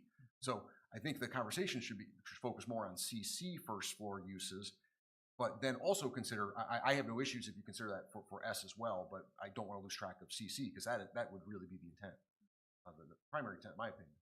I agree. I think the intent was, did we want to have a requirement for like a restaurant or a hammer and nail shop on the first floor of a building and retail up? And I think at some point last year, I spoke up for having residential on the first floor as well. I think there's some concern that's maybe out of character. So I would entertain a motion to modify the core commercial. And David, I'm kind of looking at you to help me with this. We want to be more prescriptive and require a non-residential use on the first floor in the core commercial area. Is that? Yeah, so two things. I was thinking one easy way to do it could be that you don't allow for multiple unit apartment dwellings, and then you simply allow for mixed use buildings. But I double checked the definition. A mixed use building allows for either non-residential on the bottom and residential top, or side by side. So what you could do is then just say, well, we have the other issue of mixed-use building. That could be one where mixed-use building in a pure form would be non-residential bottom and apartments on top. You may want to adjust your definition for mixed-use building to reflect that intent. And if that was the case, you would simply, if you had adjusted the definition for mixed-use building, you could simply strike multiple unit apartment building from CC and possibly S, so that you would only allow for mixed-use buildings. That would require non-residential use in the bottom without having to say that. But otherwise, if you wanted to keep mixed-use buildings with the potential for all residential, but like a business in the back or something, you would have to, in the line item for multiple unit apartment building, you would have to say in parentheses, first, upper floors only, residential on upper floors only, something like that. But I think it'd be a cleaner way to do it just by amending the definition of mixed-use building. So there's two different ways to do it under our current framework. Do we currently have a definition for mixed-use building? Yes. Okay. Yes. And so that's basically a building that has both residential and non-residential uses, either top and bottom or side to side. Yeah. But I think side to side is much less common. It's in a typical downtown area, it's usually up and down. First floor, retail, office, whatever it might be, and upper floors, residential. I think it's a little awkward to have it side by side in some cases. I don't see that often, but not to say it doesn't happen. I think it's important to look at our neighboring communities too, and what we're seeing in Grand Haven and Spring Lake, and I'm seeing a lot of that, the mixed use with the commercial on the bottom. So again, I was starting to formulate a motion in response to the discussion from the commissioners and the audience that we want to be a little bit more prescriptive, but not in the service district, in the core commercial district, to require commercial on the ground floor. And your comment, David, was, well, again, would you restate your comment to us on? Well, at first, I think you could still consider both core commercial and service. My only point was that the conversation was more about service, and my eyes that type of mixed use arrangement is more appropriate. Well, it's usually considered for your pure downtown district.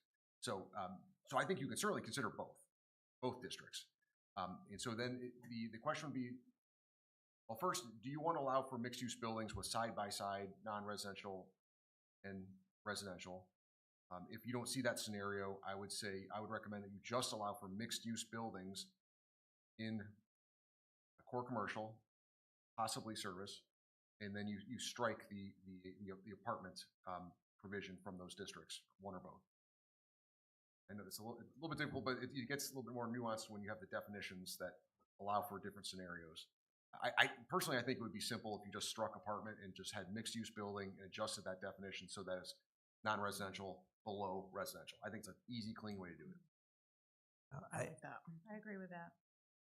I'm just a little uncomfortable striking apartments from our core commercial. Something I thought we were going to see apartments with retail shops on the bottom. But is that, can we still have that Yes, with yes, mixed use? Because a mixed use, that's what a mixed-use building essentially is multiple unit apartments above retail, office, whatever it might be. So yes, it just, we call it a mixed-use building. And so what we say is, what you can do is update this definition, says means a building developed with both dwelling units and non-residential uses. And then I would say the uses shall be vertically integrated in a multi-story building with no residential units on the first floor. That's how I would amend that definition. So moved. I like that. Mhm. So, well, I don't know, is it appropriate for the chair to make, maybe I should look to the commission to, do we like what we're hearing here? Is this meeting? Yeah, actually, I think I'm not supposed to make a motion, so. I'll could make I- that motion. Thank you. Do we have a second? I'll second. A lot of motions on this. So Sandy moves, Heather seconds to, Your motion. are we, what you read us, that requirement that commercial has to be on the first floor, is that a change from the current definition? Yes, so by that motion, you would be amending the definition of mixed-use building. And that would then be residential, non-residential with the first floor residential restriction as a mixed-use building. Then that motion would also remove, and need clarification that we would remove it out of the multiple dwelling apartment building would be removed from CC. You want to remove it from S as well. That would be my question. And I think that there are some. I'm not as concerned with S as I am with core, but I'm open. I agree. Once you clarified commercial, then I feel the same. But yeah, also open. Okay, I have one question. Is a storage facility considered commercial? Yes. Okay, because, for instance, the new storage units on Old Grand Haven Road have living space also on the main floor. They have living space up above. It could be living space, or it could be office space as well. So that would not be allowed in future? No, it would not be affected by the motion because there's a specific line item for personal and commercial storage suites with an ADU. Okay. Or this would also it would, because there's a different provision that it's an ADU, a single ADU opposed to multiple units of non-residential. That's the, I think that's, I don't see a case where you would never have a single ADU and then on the first floor. It wouldn't affect the situation. Okay. I had to think about it a little bit because there's two scenarios where we do allow commercial building and self-storage facility. Channel sign. So I believe I've heard the motion is clarified to be restricted to the core commercial district. Unless other commissioners would like. I guess I'm thinking about service, so I'm thinking about it like the storage units. Say you had somebody that wants to have a small service business like that, but having a couple apartments above it would also help with the income. I mean, it's not easy to like have your own business, you know, it's expensive. So like if somebody wanted to have a service underneath with apartments above it, it would still be allowed, it just Yes. wouldn't be. Because we're still allowing the mixed-use building in service right now. Okay. Consideration is whether full residential building, should that be allowable service prior to the admission? Okay. You want a full apartment building in service is the question. Or should it be the? You could also do the motion on CC and then. I'll complete my motion with CC and then we can move on from that. Okay. All in favor? Aye. Aye. Opposed? Okay, so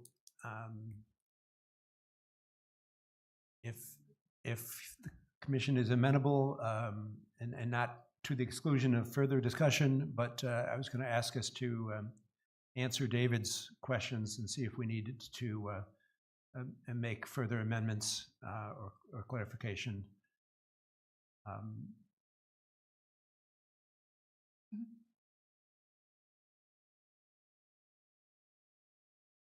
David, one of your first question on your housing memo, page 4, asked whether or not there was a compelling argument to switch the names of 2 designated zoning districts.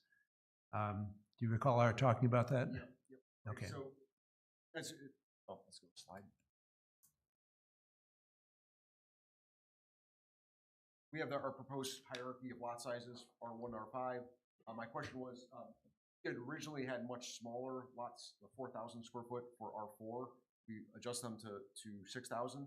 So now that's the same size as R3, but the other requirements are different. So there still is a distinction between R3 and R4. But R3 allows for duplexes where R4 does not. So if looking at it from a lot size hierarchy, it doesn't matter, R3 and R4 are the same. But if you're looking at it from an overall density hierarchy, R3 would technically allow for greater density than potentially. So it gives us more of a housekeeping question. Should we just have our new district, the cottage residential, should that be called R3 and then have R3 be called R4? If it wouldn't confuse things, I would totally do it, but at this point, I just don't want to confuse it. Yeah, I kind of would like to just leave it as is, but commissioners, anybody have a strong feeling on this? I don't. Okay, so I think our consensus is to leave it as is, David. If we do more public notice and we change an R again, we're going to lead to more confusion.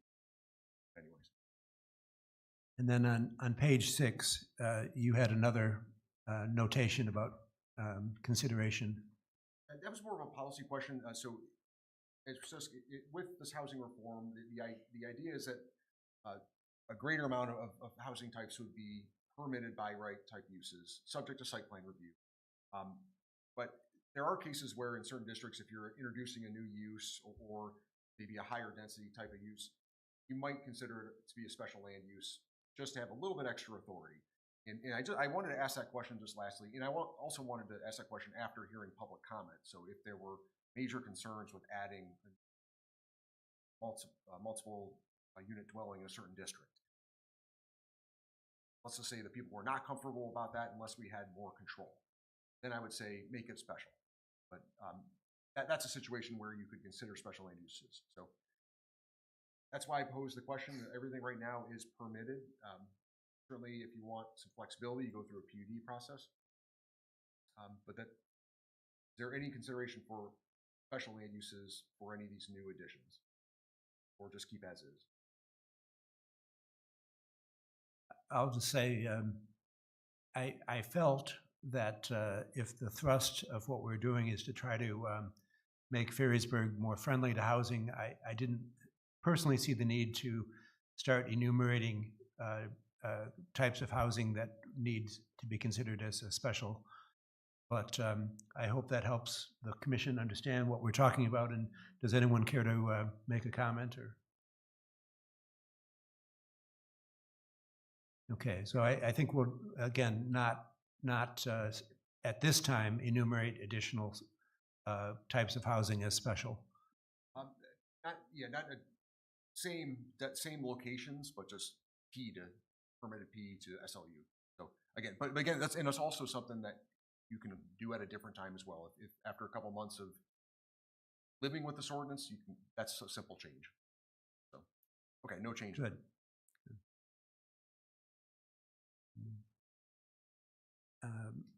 I think also on page 6, referencing section 8, waterfront lots, ADUs, and also, as the mayor alluded, the council's concern about residential dwelling units in above storage commercial facilities.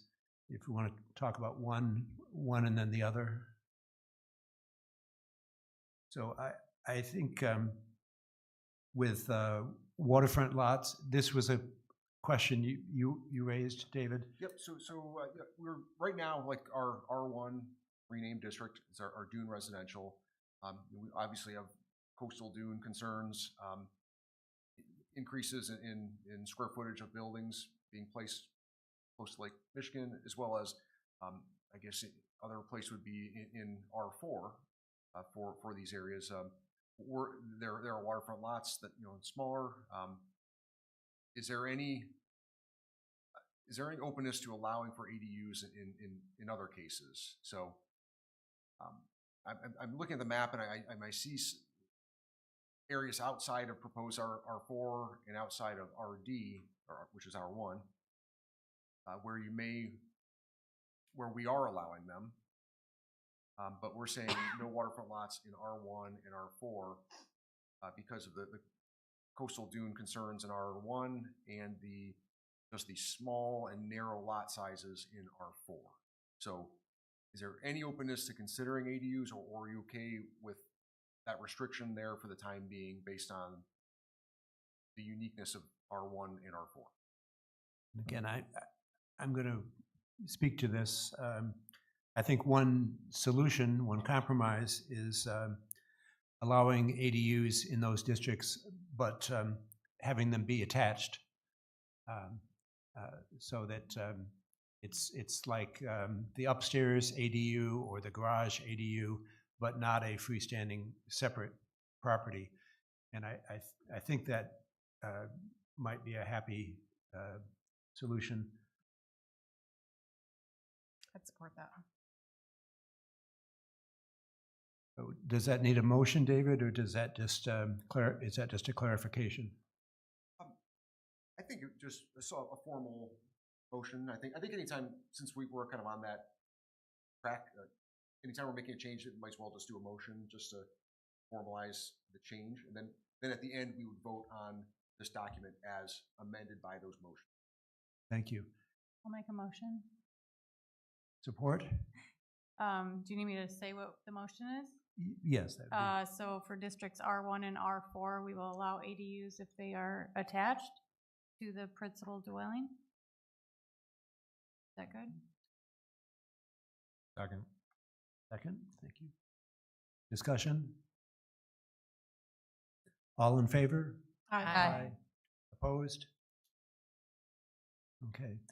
David, was there, oh yes, there is a related question about ADUs above commercial storage units, and I think the council recently talked about this. It seemed to me that one way to allow it would be to specifically require approval from the fire department. Is that sufficient? Do we need, Craig, any additional comment? I would include the building inspector as well. So if we had a motion to say that we thought these would be appropriate, but conditioned it on both building inspector and the fire marshal specifically giving okay in these instances. Fire marshal or fire chief, Craig? Fire chief. Fire chief. Thank you. Yeah. I have a question. I thought all he required was a fire suppression system, right? So if they have that, they're okay, right? We're not requiring a fire suppression system. But that's what the fire chief said was needed, I thought. That's what the fire chief would like to see happen. It makes it economically, those buildings wouldn't have happened. So if with fire suppression. would he approve it then if they didn't have it? See, that's the question. Craig, he approved the last ones, didn't he, on 168? It depends on the Okay. size. A lot of it depends on the size of the building and where the living quarters are going to be. So each one is different. So As I read it, he also wanted people to register if someone was living up there. And that to me seemed awfully unfair because there are people that live here part year. You don't have to register when you're in residence, so that's not gonna happen, right? If there's living area, then we would know it, just for the building permit.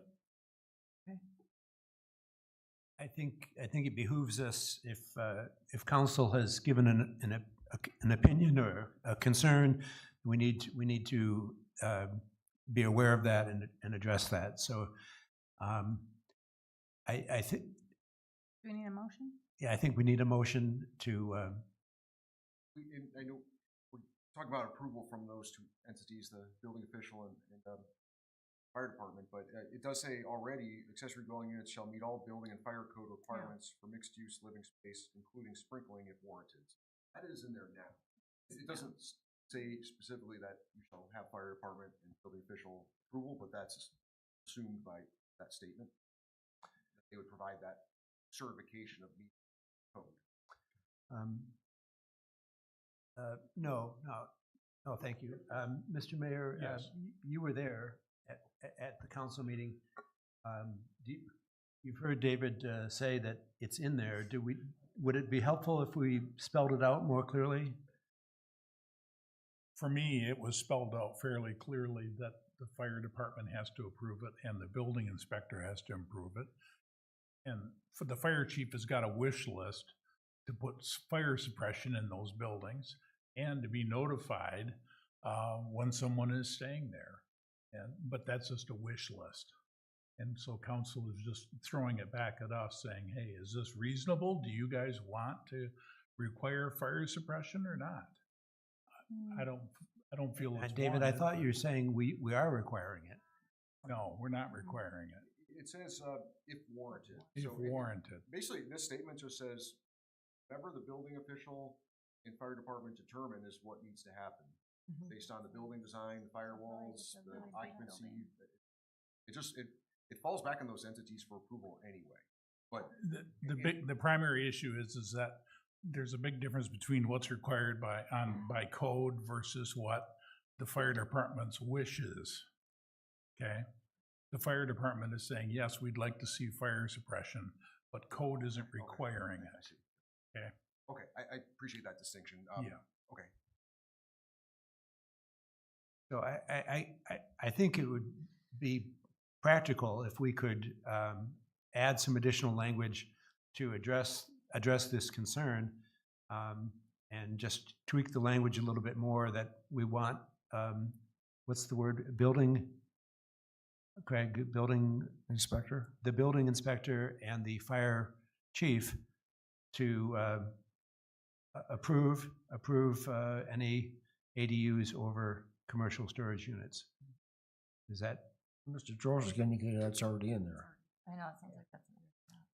So if you want to make it stricter, then we have to change the ordinance. If you're okay with what it is, we'll take it back to city council.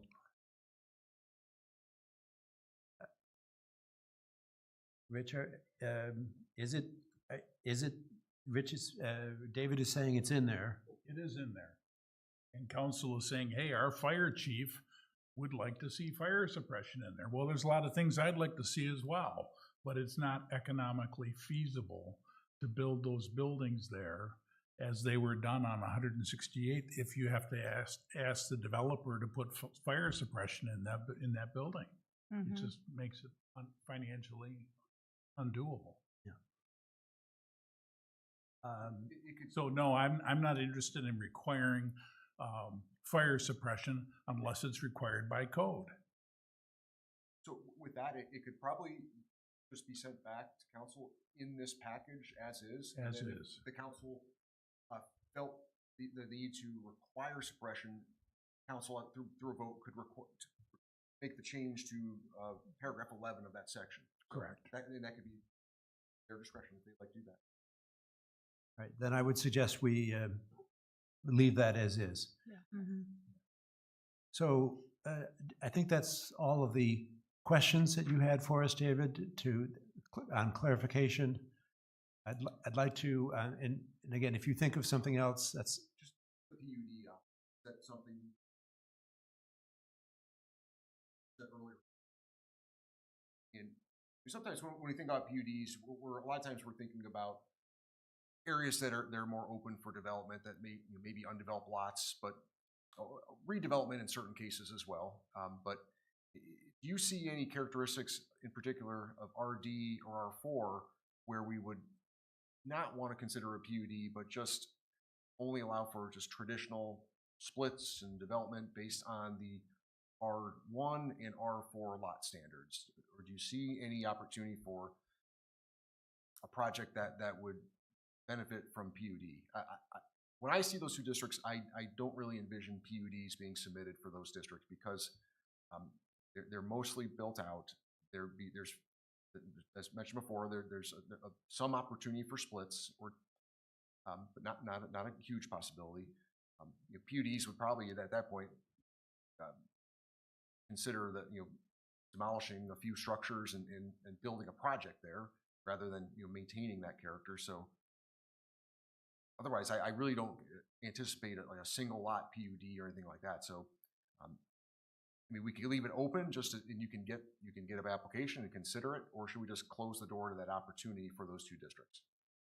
I mean, I'd be fine in either direction. We currently would allow it, but I also wouldn't see any issues if we close the door for those two districts. Just we're really looking at lot by lot development, maybe redevelopment of a house here and there or a split. So I don't really see a housing development going in those districts. Whereas like our 3, or 5, or 2, absolutely. Opinions, comments?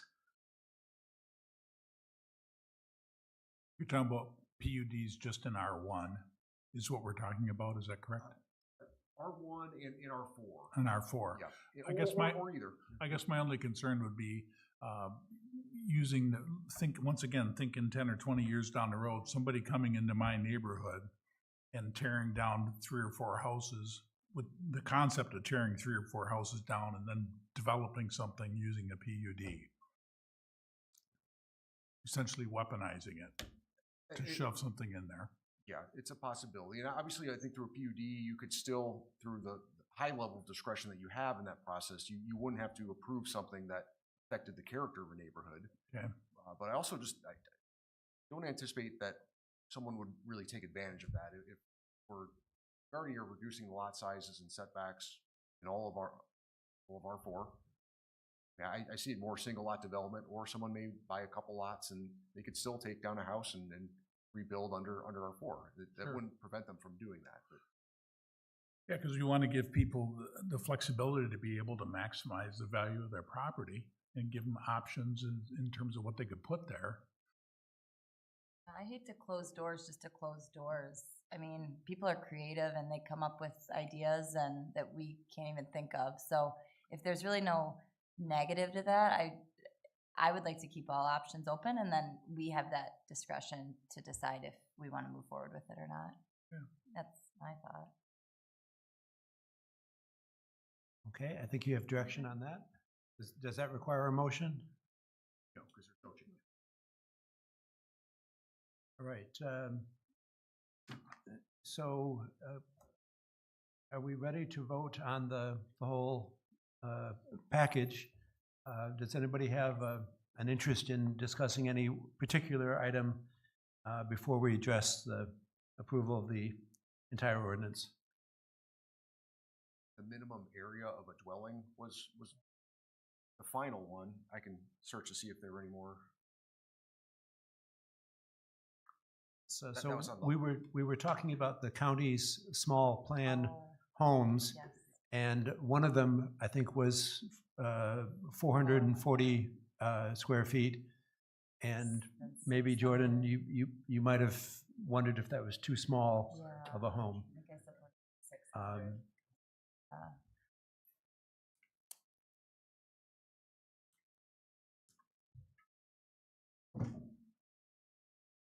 440 and 22 wide.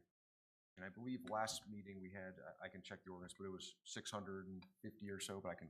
Yeah.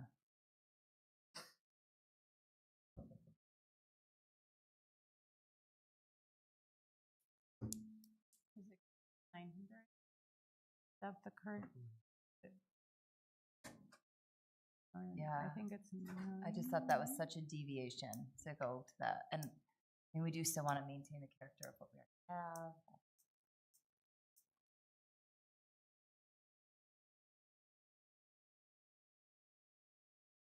I mean, I like 440, but I'm not going to get hung up on 600 either. So whatever the consensus of the commission is, let's pick whatever number we're comfortable with. Was the minimum requirement for an ADU 600, I think? The maximum size. of an Or the ADU is maximum 600. size, Yep. right, maximum. No, ADU is no minimum as long as you meet Right. building code, maximum. The 600. max was 6, yep.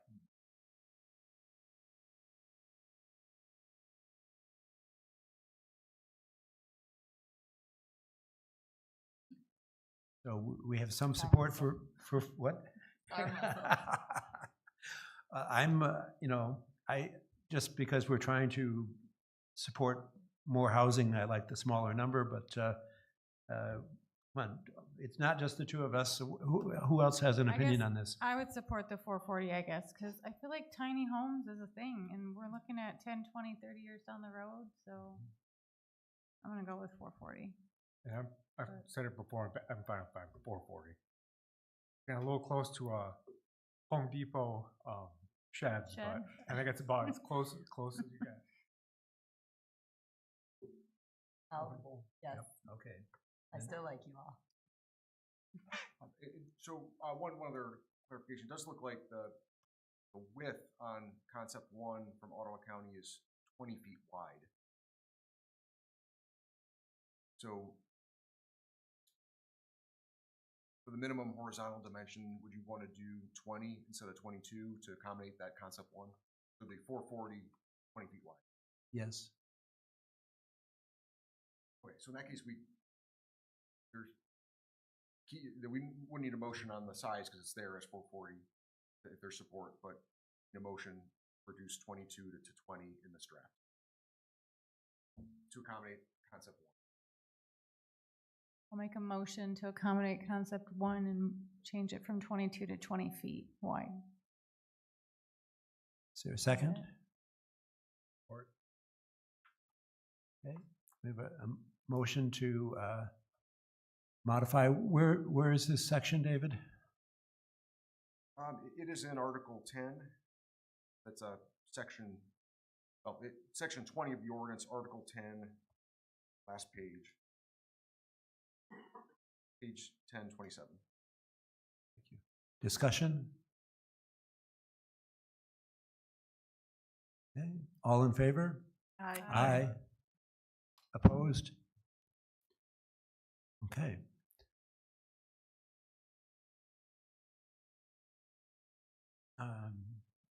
Do we have a motion to recommend this ordinance to City Council? Mr. Chairman, I recommend that we adopt an ordinance to amend the city code by amending chapter 154 zoning to amend provisions related to residential land uses, review processes and development requirements for residential land uses, as well as other stated matters, and to amend the official zoning map of the city of Ferrisburg, including the amendments of which we spoke tonight. Second. Thank you, Regina. Very well stated. I'm sorry, who seconded that? Jordan. Discussion?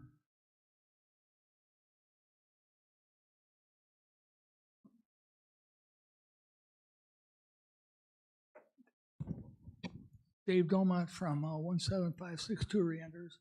I apologize for crying. When I had a stroke, I'm more emotional than I was before. So, or even when I tell a joke, I'll laugh before I tell the punchline. But anyway, it talks about making these different avenues from medium density residential to medium density lakefront cottage rental. It sounds to me like they're going to raise your taxes, right? I mean, it sounds like we'll be paying the same tax as the lakefront. Is that correct? So, We're giving you a courtesy, but this is really not a time for public comment. I will address the concern on taxes, but I'd ask you to. I would just recommend that they just drop that statement. Okay, thank you. Thank you.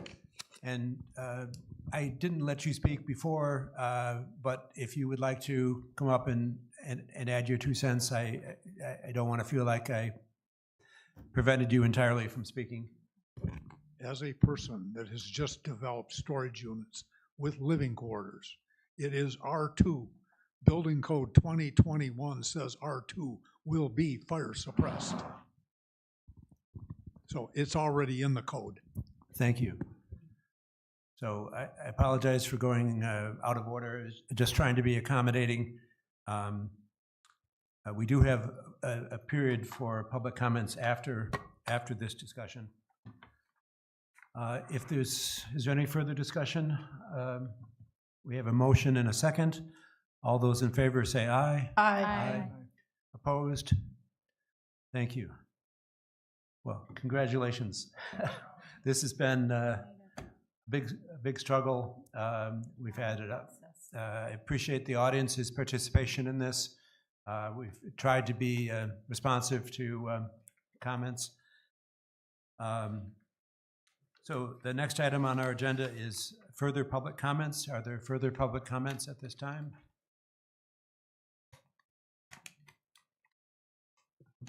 Nicole Larabelle, 16814 Virginia. Just one comment on, right now it's proposed townhouses are allowed in commercial. And I think with what you said about how we should have the first floor of, mixed-use buildings be commercial uses, I don't think townhouses and attached dwellings that don't have any commercial should be allowed in the core commercial and the other commercial districts. And trying to remember the other thing. Just that the minimum acreage on PUD has been taken away.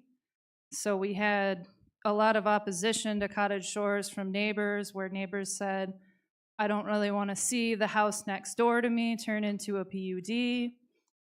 Before we had 3-acre minimum, but you could go down to 1 acre if your lot qualified, and that's how Mr. Brockmeyer got Cottage Shores under 3 acres to qualify.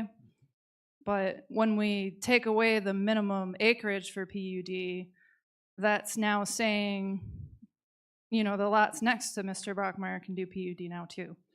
So, and everywhere in the city would be able to apply for a PUD without any minimum acreage requirement. So that's just something to think about going forward, and then, striking the provision that would allow townhouses and commercial, I think would be appropriate. So thank you. Thank you.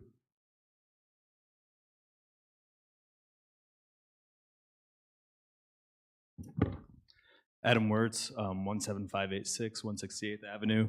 Just wanted to bring up the point I brought up earlier. I know I talked fast, and you guys have a lot to cover, so I know you might have missed it. But the issue on the forced lot combination, now that the R2 is going to be R4, the 2 lots that I mentioned in my letter are now 83% conforming, but under the current ordinance, to build on them, I would have to combine them.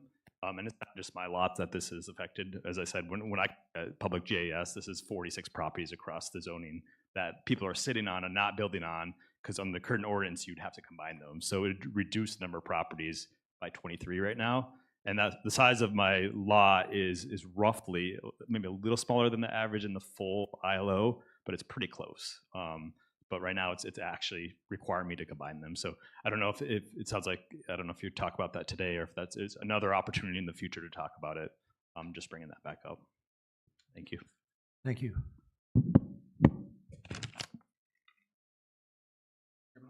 I think that is a worthwhile discussion. It just was outside of the area advertised for the hearing, so we really couldn't consider it. It's because it was partially, it's reflected in the ILO, which was removed, but it's also in the nonconformity section. So I think it's a worthwhile discussion, but we'd have to consider that three separate hearings. If you'd like, I can write up a memo on that issue for a future meeting. Yes, it'd be great.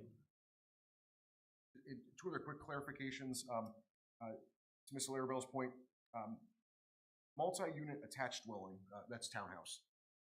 So something that we did discuss for CC is that they could not front Pine Street. So that's partially addressing that concern. We did talk about that a few times over our discussions, but that you wouldn't have a row of townhouses in CC fronting Pine Street, but they would be able to front other streets. So Secondary streets. correct. So we partially addressed that in this. We just as we walk through this, I didn't specifically highlight that note in table 10.120, but that is something that we have discussed in the past. I thought there was one other. What was your other point? Acreage. Oh, the PUD acreage. Yeah. That's another one. We did have a pretty thorough discussion on the PUD acreage. About that. I think the commission at that time felt if it was a worthwhile project that met their housing goals and the master plan, why would we not consider it on any property? Doesn't mean that there's something that's going to be inappropriate. You still have to review it, make sure it fits. Also, downtown lots are going to be less than an acre. Wow. Innovative mixed-use buildings that might need some flexibility on zoning. So that reduction was on purpose, and the very loose discretionary standards you had to reduce it from 3, we were called out on that for using our authority to make that waiver to consider cottage shores. So we don't want to put ourselves in that position. Challenge how we were interpreting reduction. Attorneys of the opposing party that were criticizing our use of that reduction. So I'd rather just not have them. So that's why we have 0. But again, we have very strong PUD standards. Could do a single lot PUD, but it's got to be a good project. Fit. David, I'd like to thank you for your role in this procedure and also in helping us create the boards that are in this room. And I understand it's our plan to keep the boards out for the continued benefit of the public to take a look at. And with the modifications that the commission has made to the ordinance, do we have to change any of the boards? Yes, probably half of them, but we found a cheap printer for $20 a pop, so we'll get those. Yeah, especially the inland overlay business will look differently. Correct. Yeah, great. I'll So those will be changed. Zoning administrator? No report? Chairman report. I just want to thank everyone who came out tonight and who participated in our open house forum. And Regina, thank you for that suggestion last month. This has taken, it's 9:25. We've had many long evenings. We are all volunteers here. We're trying to do something good for Ferrisburg. We are trying to listen to everyone. And I'm just very pleased we've crossed this milestone and we're sending it to council. Commissioner reports? I just thank you guys too for your input, and that's all I. Ditto on all of it and no report. No report. No report. Appreciate everyone's efforts. Appreciate our chair guiding us through it. Gary, we jumped on about 1.5 years ago after the master plan was done. I know it takes a lot of time. I want to say it's like a project because it kind of desensitizes to it, but I know you have a lot of time in it. No, I think you've guided us through it really well. Thank you, much appreciated. Next meeting, Craig? Yes, May 2nd. No, May 4th, 7th, May 7th. Okay. One of those. It's 4 to 6 to 7. Motion to adjourn. So moved. Thanks, everyone.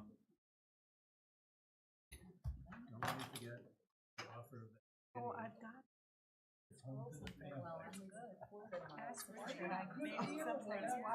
Oh, no.